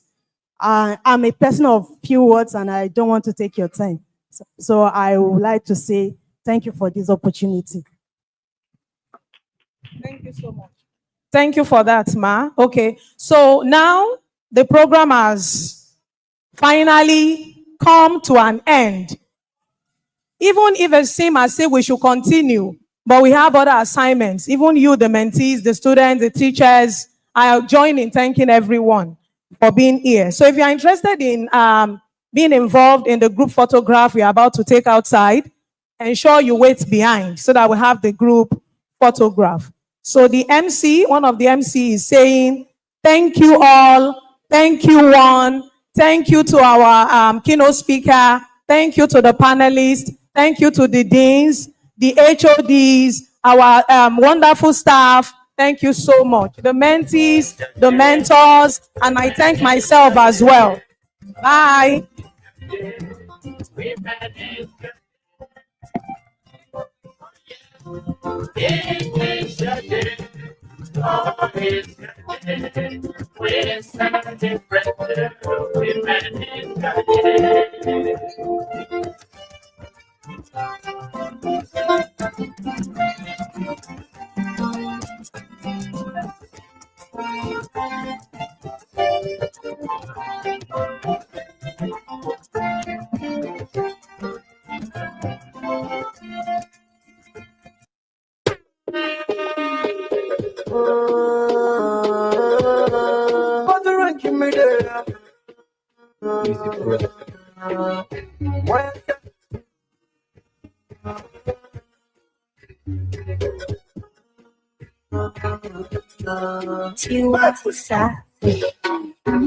Ole, ole, I'm still in my heart.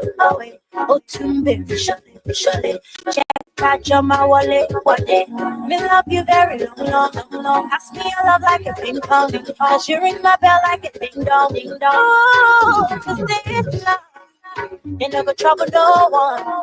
I know the feeling is strong, but you is a bandit. Never love another life. Go tell my friends them,